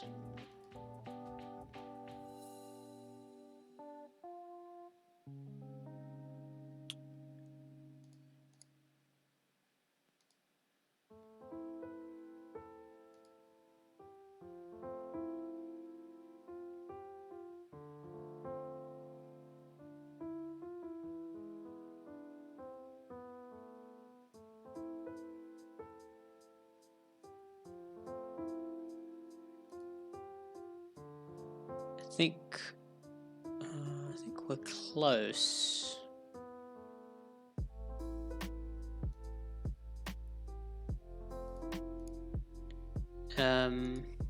Maybe I didn't want that to be filtered dot ranks.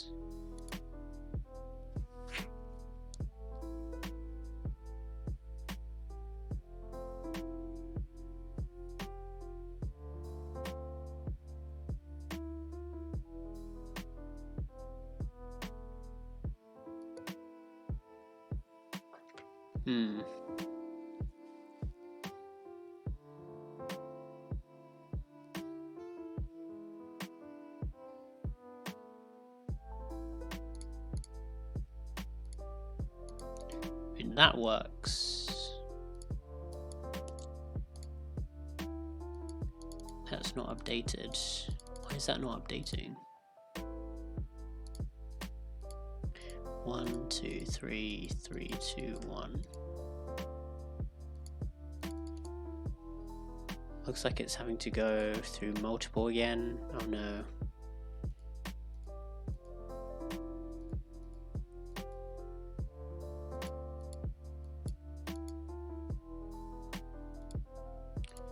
Something broke.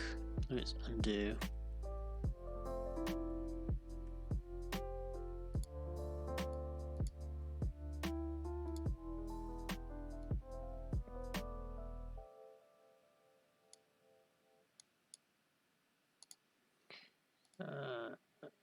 If I go add 1, 2, 3, 3, 2, 1. It's not giving me. Maybe it should be just like this then. Maybe by the time it does this, it hasn't created that.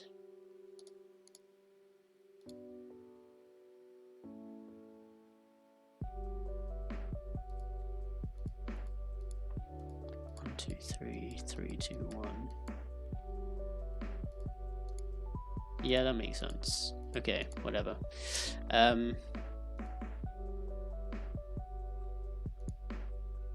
Still needs this though.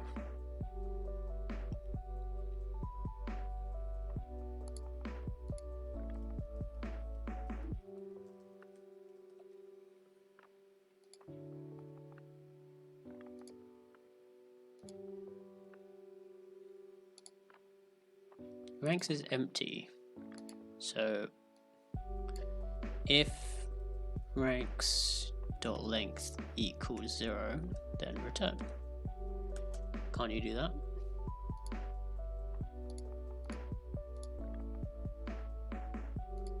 Yeah.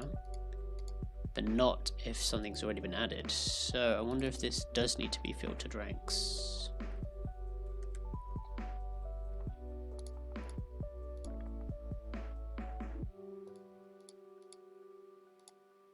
I mean, that works.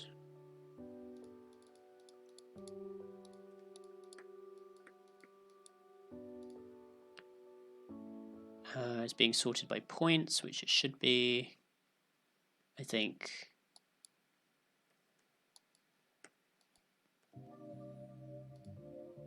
Yes.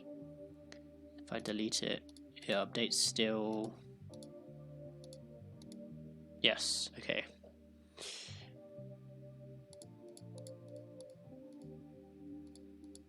I think we're getting somewhere.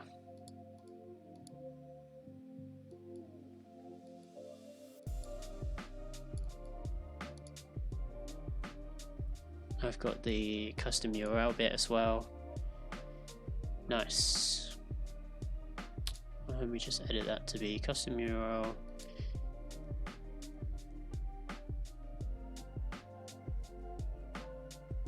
There we go, just a bit more realistic.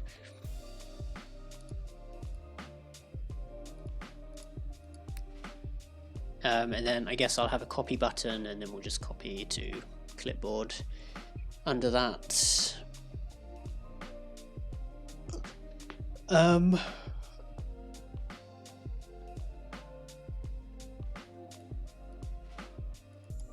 need to refresh.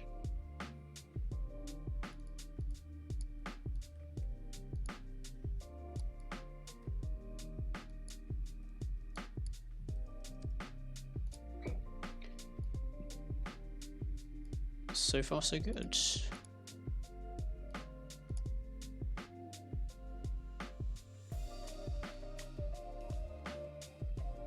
I think, I mean, really all the functionality is there, but I do want to add the message part.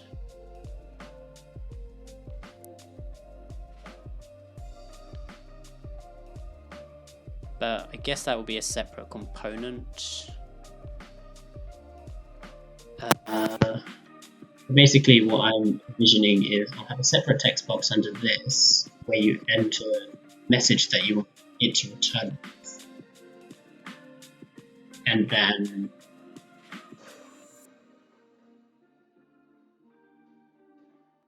whoops. Wait. Is my... Okay, yeah. Microphone should be back to normal. I think I accidentally tugged on the connection. Whoops. Thanks for letting me know. Hopefully that wasn't... Hopefully that's not been like that the whole time. That would be annoying. I think we're there. Well, apart from the message. Maybe I'll see if I can quickly do that now. Hold on. Let's see. So, under my app, I've got the text area. Let me make another text area, and then we'll call it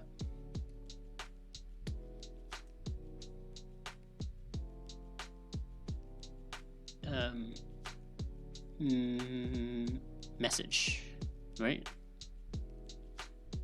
I guess. Value message.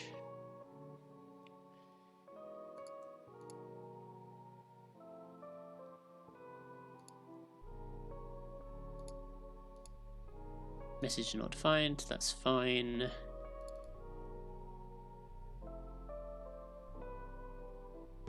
I'm not actually using points URL.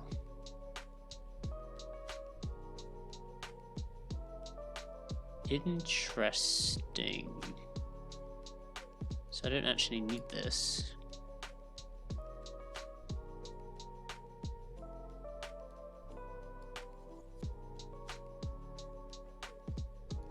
That's good to know.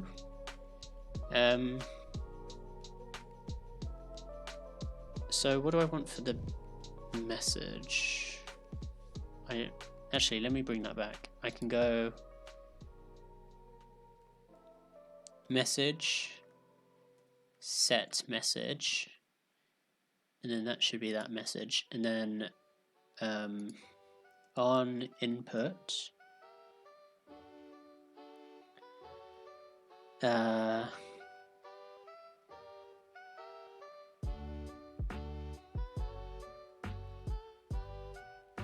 I can handle set message. So if I go const handle set message equals event set message e dot target value.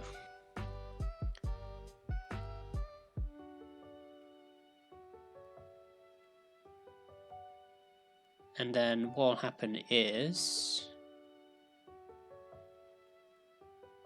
I will take message and append it onto the end of this. So we've got the thing URL, and then I go and equals message equals message dot trim. Oh, and this will probably need to be in a stream elements URL encoded thingy. So this will be query encode, and that should take care of the encoding for us.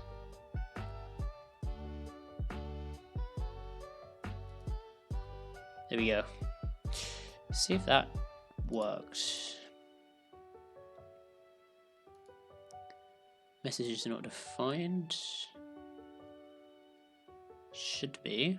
Messages up here. Okay. So if I go now add guest 100 citizen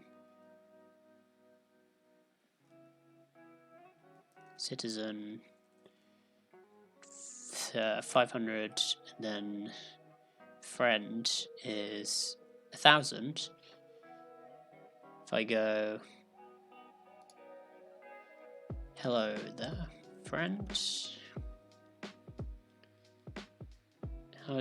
Wait, no. This is your rank. Generate.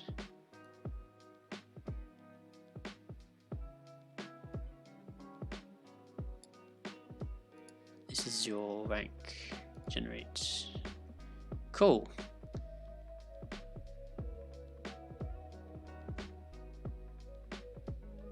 I think that's the entire URL. Oh, hang on, I see a mistake. What's this? And equals nothing. Wait, and 100 equals guest, and 500 equals citizen, and 100 equals friend, and equals message. Oh, I just put that one for some reason. And message equals.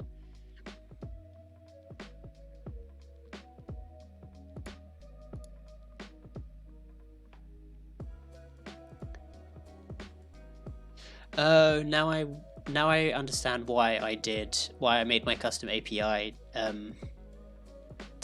start the values with numbers, because I was having a tricky time differentiating between what needed to be a rank and what needed to be like not a rank. So for example, points I need to pass into the URL in order to see what current points they have. But then how would I be able to differentiate between points being the name of a rank and guest being the name of rank, for example?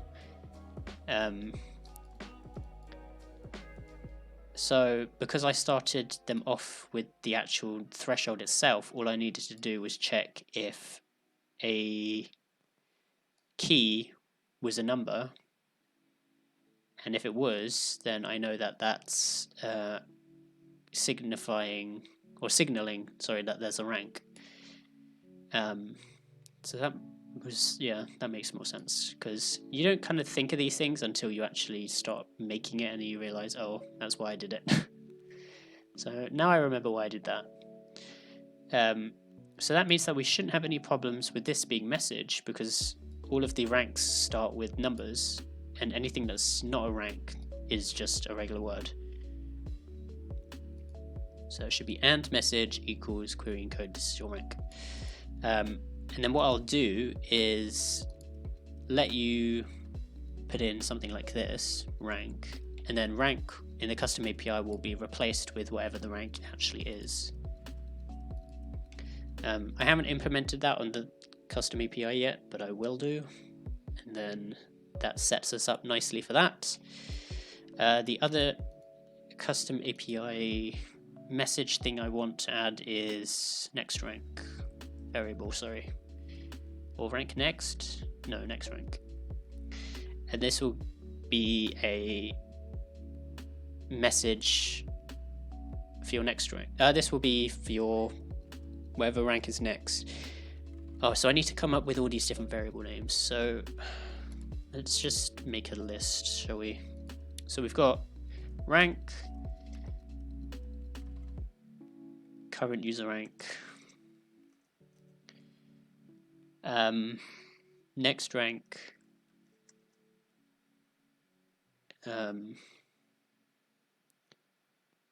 users next rank, users current rank. And yes, I did install a spell checker on my VS Code because I was using it to type my dissertation at one point, and then I stopped because it was taking too long to use LaTeX. I think we need points, users current points.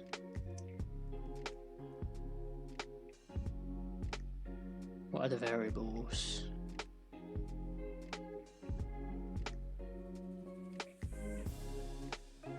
Oh, maybe I could do next points. So the users required points. Users points to next rank. So that should be easy enough to do. Well, the custom API already handles that actually. If you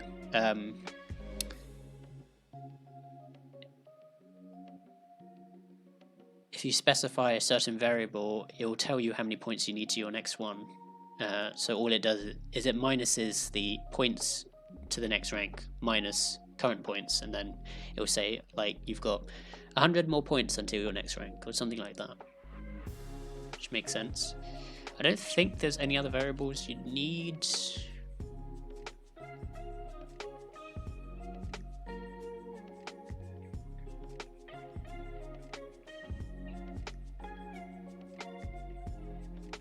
Oh no, we need user in case they want to change where that appears. User's name. I think that's it.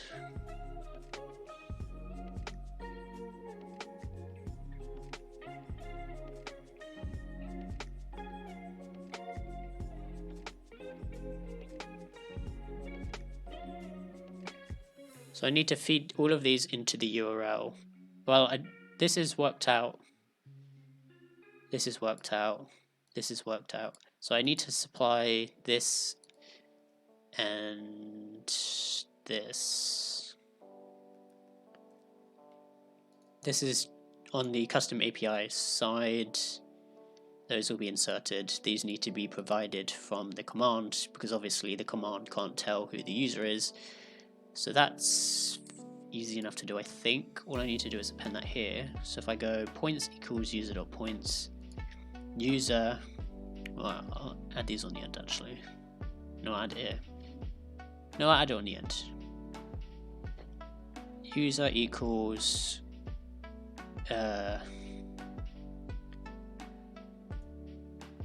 user.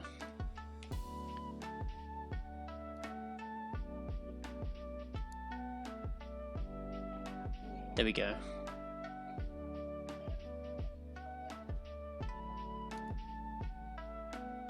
Now you can do that, and then it will pick up the user, so you can type in a custom message like user.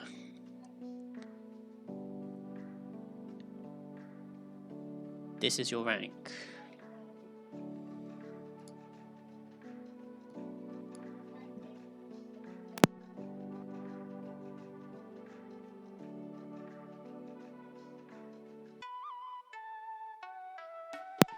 could be user. You have point. Oh, I just realized one other thing. I need the point's name. Otherwise, yeah, that needs to be supplied as well. Points name. Users points name. That should be a variable in stream elements, I think. Variables.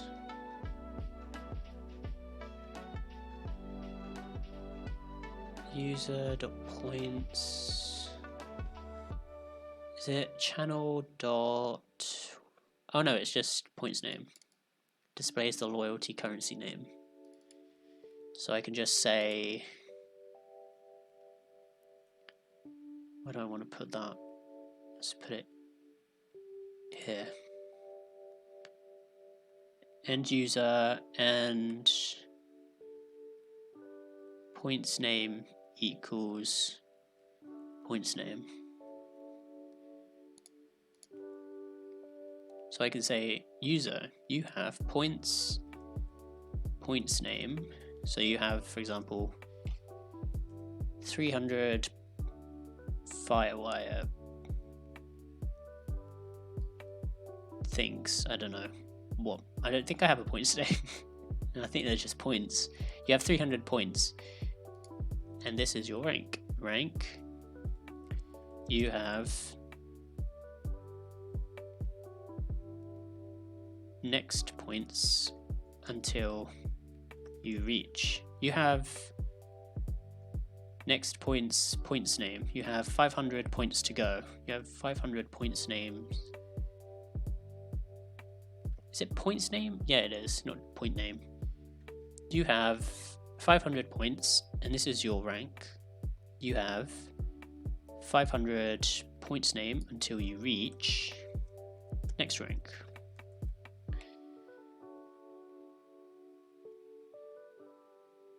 Or these could be two separate commands, I guess. I think what I'll do is I'll offer 3 different templates. I'll offer a rank template, which you can use to check the rank. You can do next rank to see your next rank and how many points to that, or I'll just offer a combined one, which will be basically this, and then we'll just do everything in one command.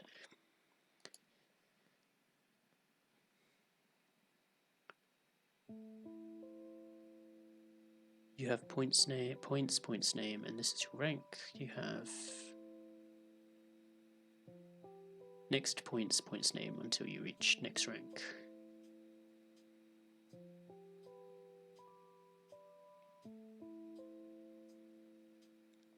And user, because I'm using the user variable user, this will work if you look up somebody else. So for example, if you do exclamation rank,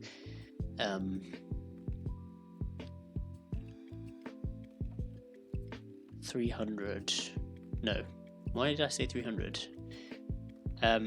Exclamation rank fire, then it'll look up fire's rank, because user points automatically takes, if there's user in the variable in the command, it'll look for that user's points, so that's good.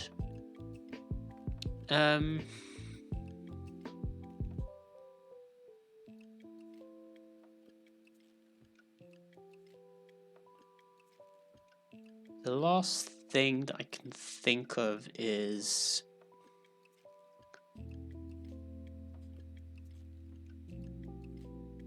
I think actually no, I can't. Probably shouldn't say you have, because if you look someone else up, that might not work. So it should be Firewire has 300 points and is rank.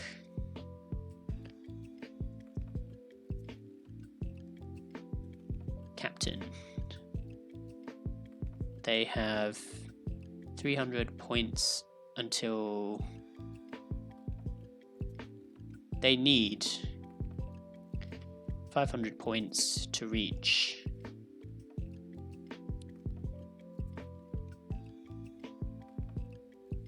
Should I add an extra variable that says how many points a rank needs? Like next rank points. That might be a bit complicated. Like, it would show how many points. I guess I may as well throw it in. I don't know. Why not?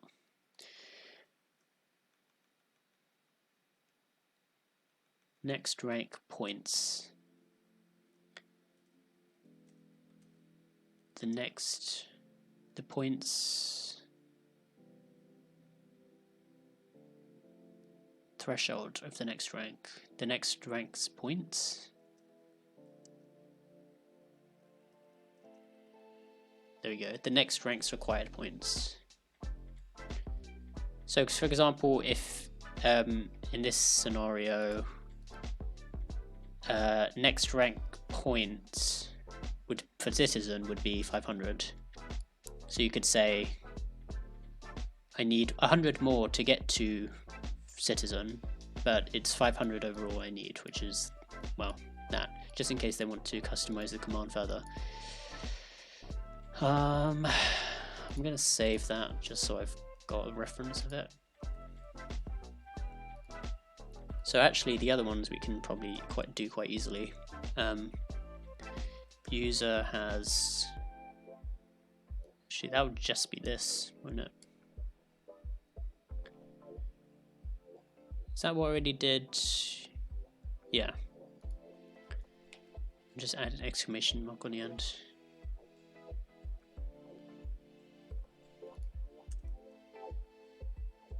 And then this one will be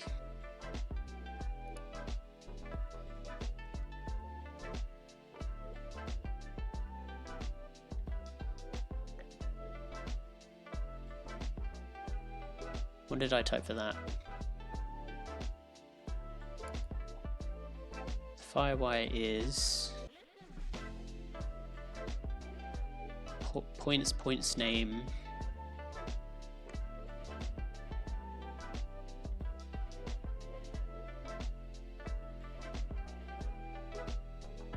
away from the next rank.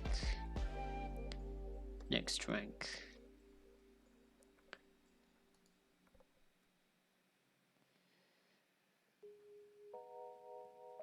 Okay, well, I will keep those. The last thing I'm going to do before I end stream is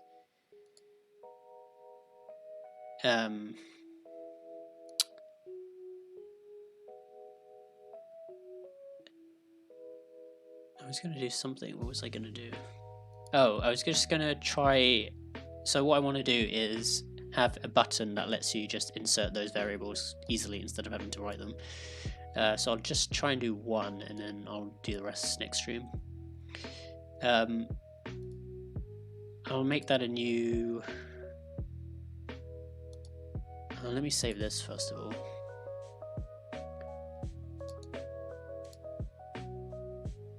Ranks, chat ranks, notes.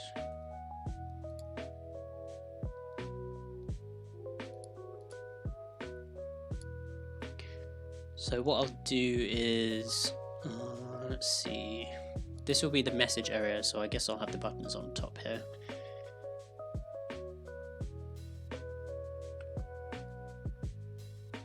I think I should just make this a whole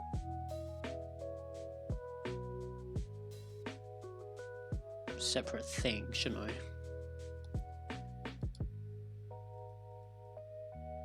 Let's try it. Why not? Let's call it ranks message.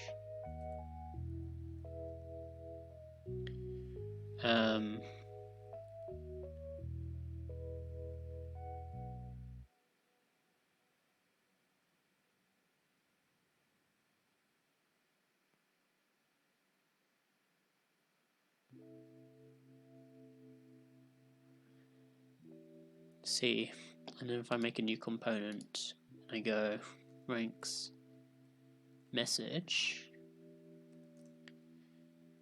RAFCE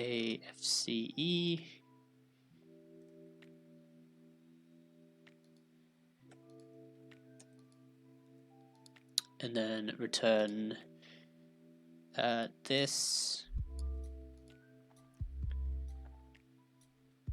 So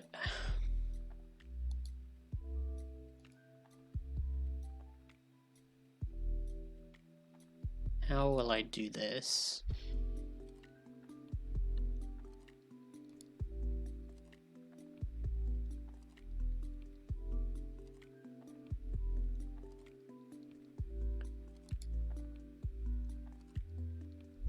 This will be the text area.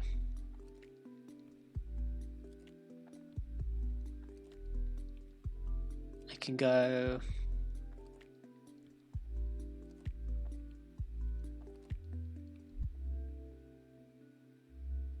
I need this to be able to talk to this, so I need to be able to get the value back out of text area, out of the ranks message component.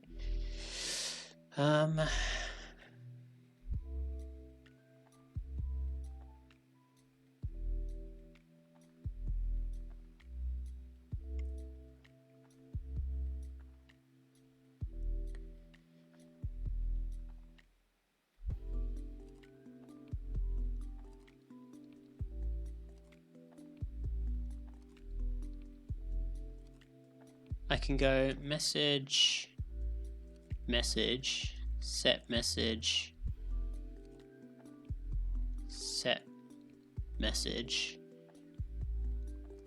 handle in set message will go into ranks message. So this will be message handle set message, and then this will be like that. There we go. Boom. So the state is kept out here, so we have access to it, and then this will be a separate component, and I should be able to, oh hang on, need to import it. Import ranks message from rank components ranks message.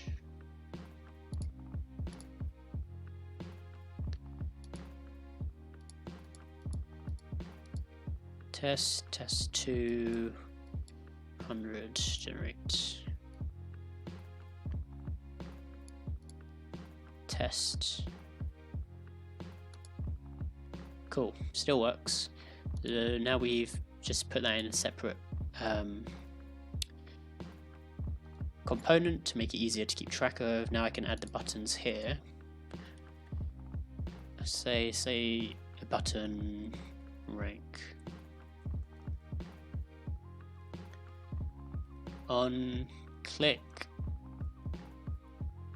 handle add rank const handle add rank. I can go set message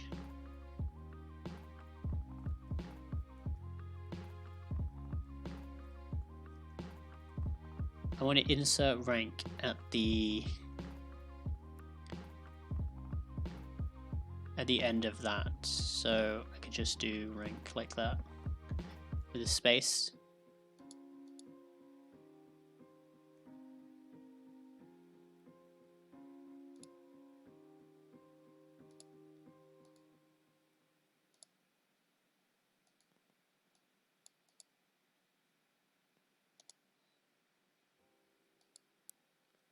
That would work.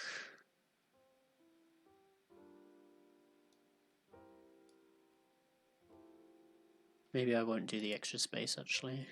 I could get annoying.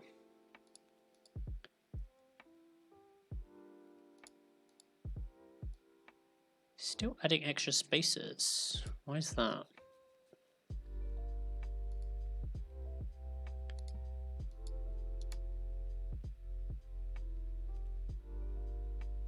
Oh. Wait, what? Message. There should technically be nothing there, should there? I guess I could do this and then trim.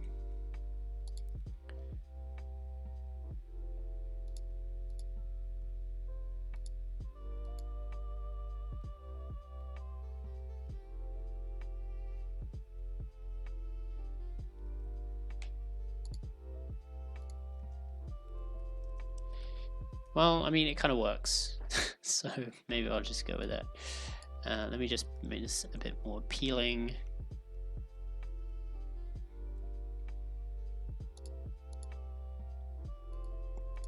Then I should be able to just add a whole bunch of them, and then they can just store different variables.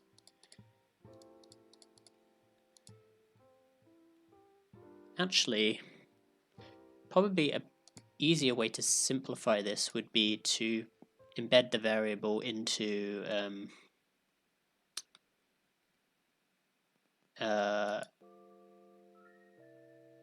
the button itself, because then I don't need to make a separate function for every time I want to add a thing. So when I do this, I can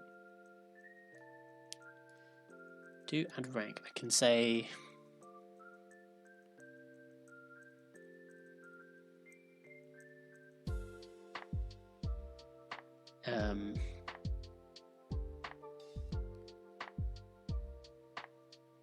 what should the name be of the...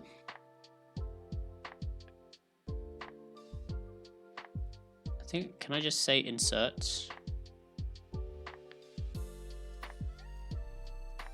I wonder if that would work. Let's try one.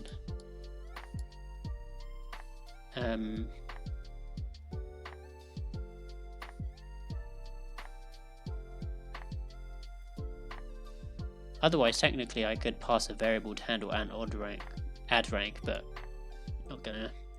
So let's console log what we get to E, because I think we can get to the element from here.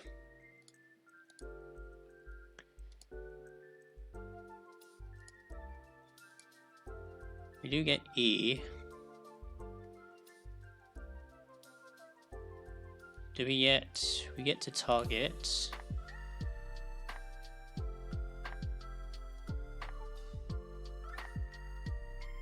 I think we need a data. I think we need the data variable.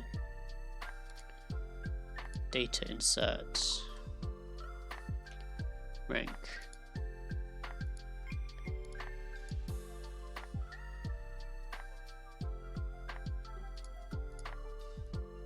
So target attributes data insert rank. So wait, does that work without that as well? I mean, there is insert. I wonder if that would work. E.target get attribute insert. See if that gives us rank. It does. So actually we can use that. I should probably call it data insert just because it's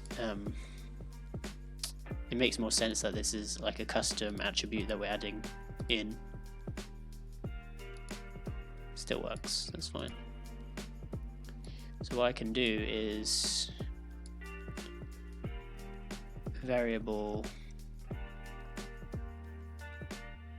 and then when we set the message, this can be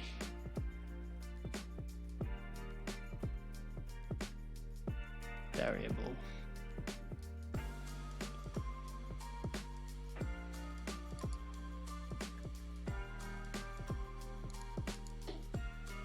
Oh no, can I escape these? I think I can.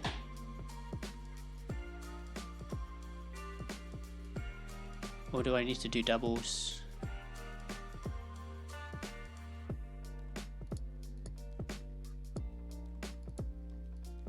try escaping. I don't think that'll work actually.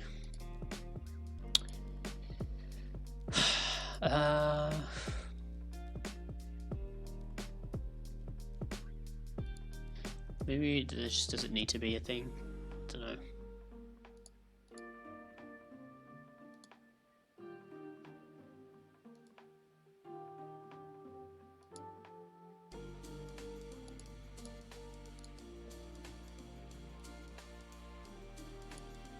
Rank. So if I duplicate these, I can say this can be, what was the other ones that we had? Points and points name. I'm wondering if points name should always be appended to points.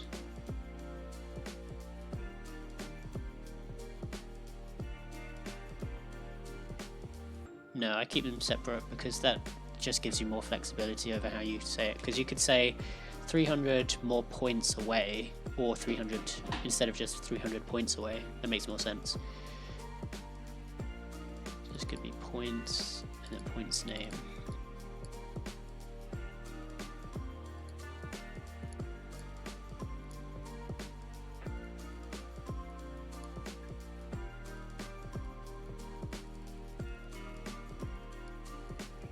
Nice, nice, nice, nice.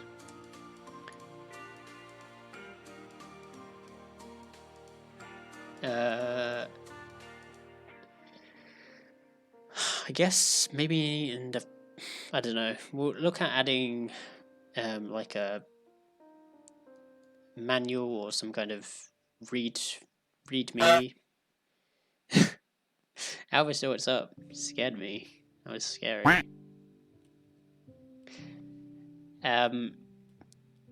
For what the variables do in the future or something like that. I don't know. We got those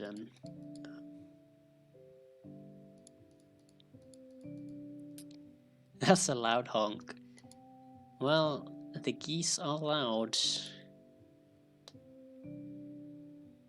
The geese are loud. I'll just add the rest of these because why not? And then I think I'll call it stream there. What can I say? I need 4. Rank, next points, next rank points.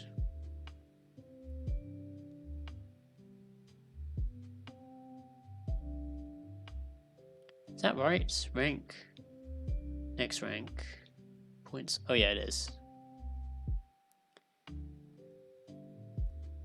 2, 3, 4. I'm gonna stop now. I know there was so much quacking happening the other day. It's unreal. Rank. Next rank. Next points. Next rank points. Next points. Next rank. There we go. Oh, and rank. Those should all be added. I'll have to find a nicer way to display all of them, but I mean, they're all there now, so.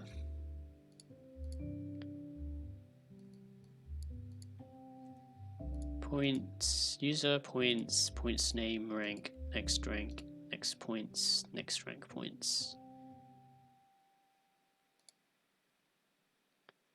So technically I can now construct the sentence that I had. Where is it? Using that. So I can go user. Or maybe I should add the space.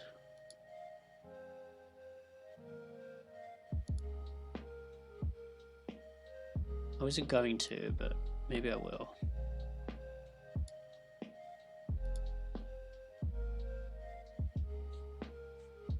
Can I control how much I trim? No, I can't.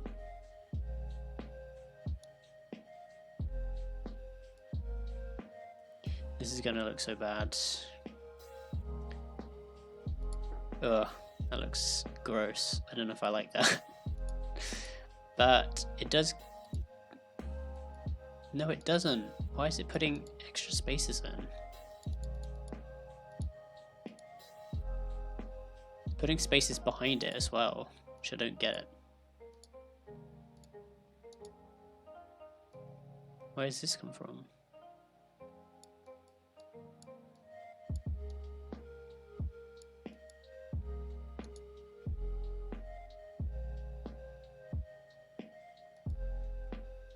I don't know.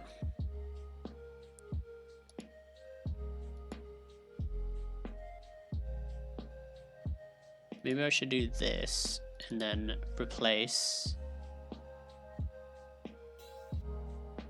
double spaces. No, could do S plus with just a space.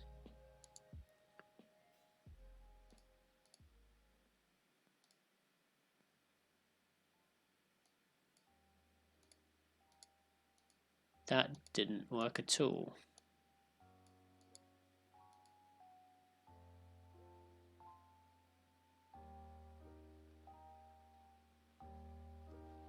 I don't know. Oh, wait, is it this? I think it's this, actually. So maybe it's just that should be like this.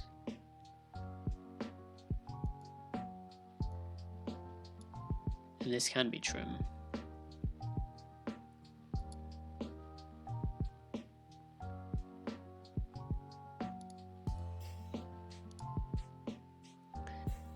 Like this.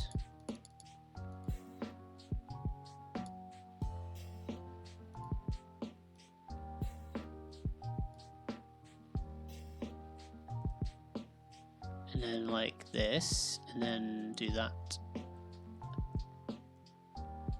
No?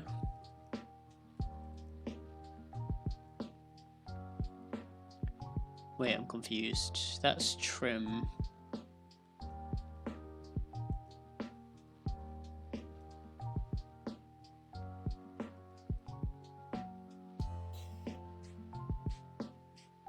Oh, there we go.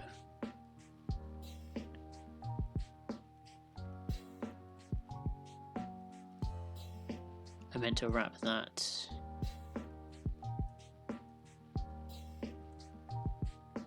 There we go. I don't know if that's gonna work, but let's see. User.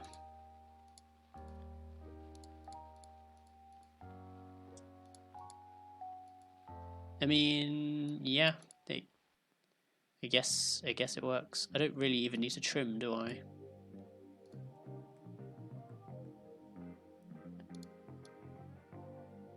Could just let that be like that. A space.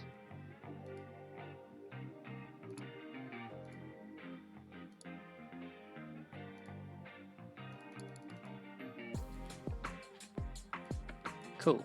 So I can do user has points name and is rank.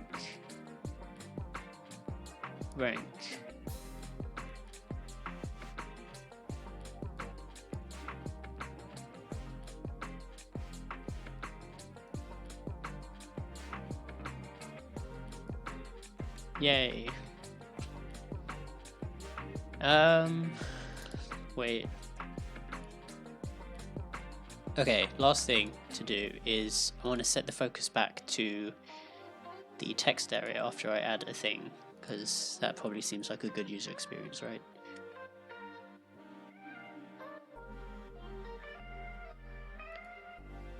So after I set the variable, can I go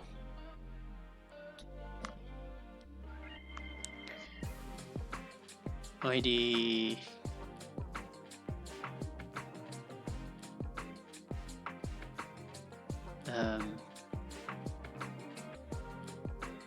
message. Then I can go document query selector or quick document get element by ID message dot focus.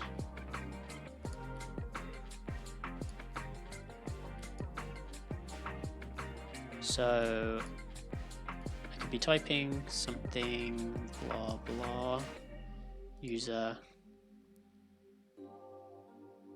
Wait, what?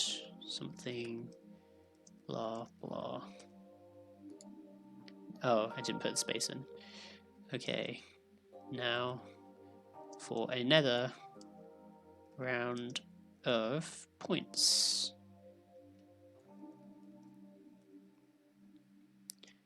Points.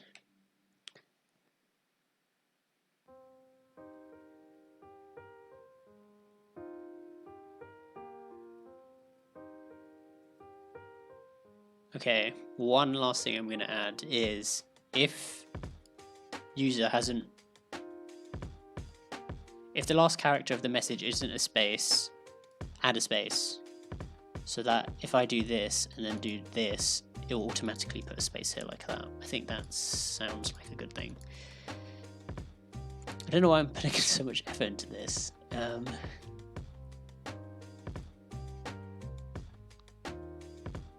can just insert that here. Message car at message dot length. So if the message is 2 characters long, then the index of the last character would be the length minus 1. So the last character. If this doesn't equal a space,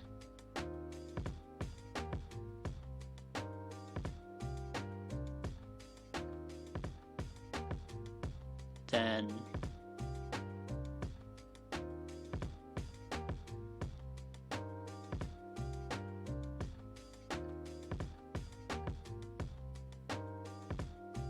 insert space, otherwise don't do anything.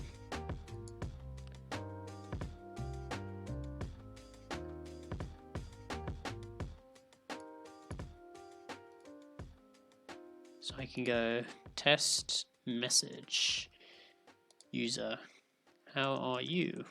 I put in a space, doesn't insert a space,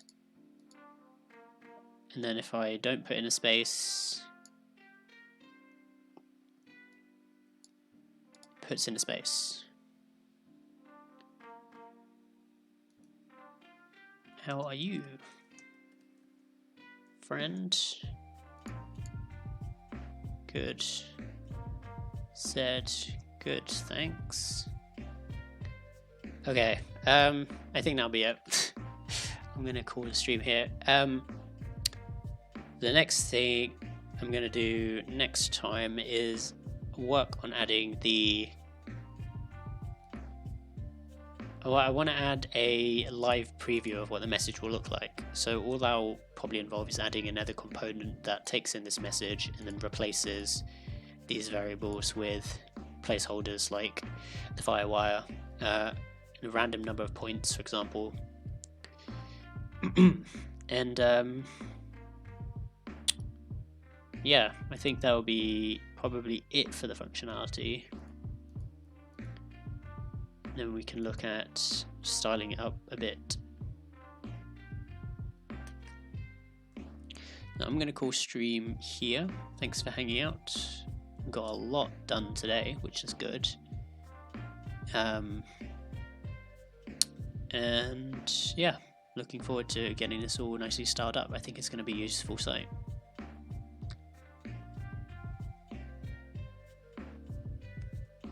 Friend, generate. Oh, 2 or more ranks have the same number of points. I forgot about that. I'll need to style that up as well. There we go. How are you, friend? User said good, thanks. Yay. Asahi, have a great night. I will catch you all at some point. Have a great rest of your weekend if I'm not streaming tomorrow. And yeah, I'll see you on the flip side, as they say. I don't know who says that, but I just said it. Peace.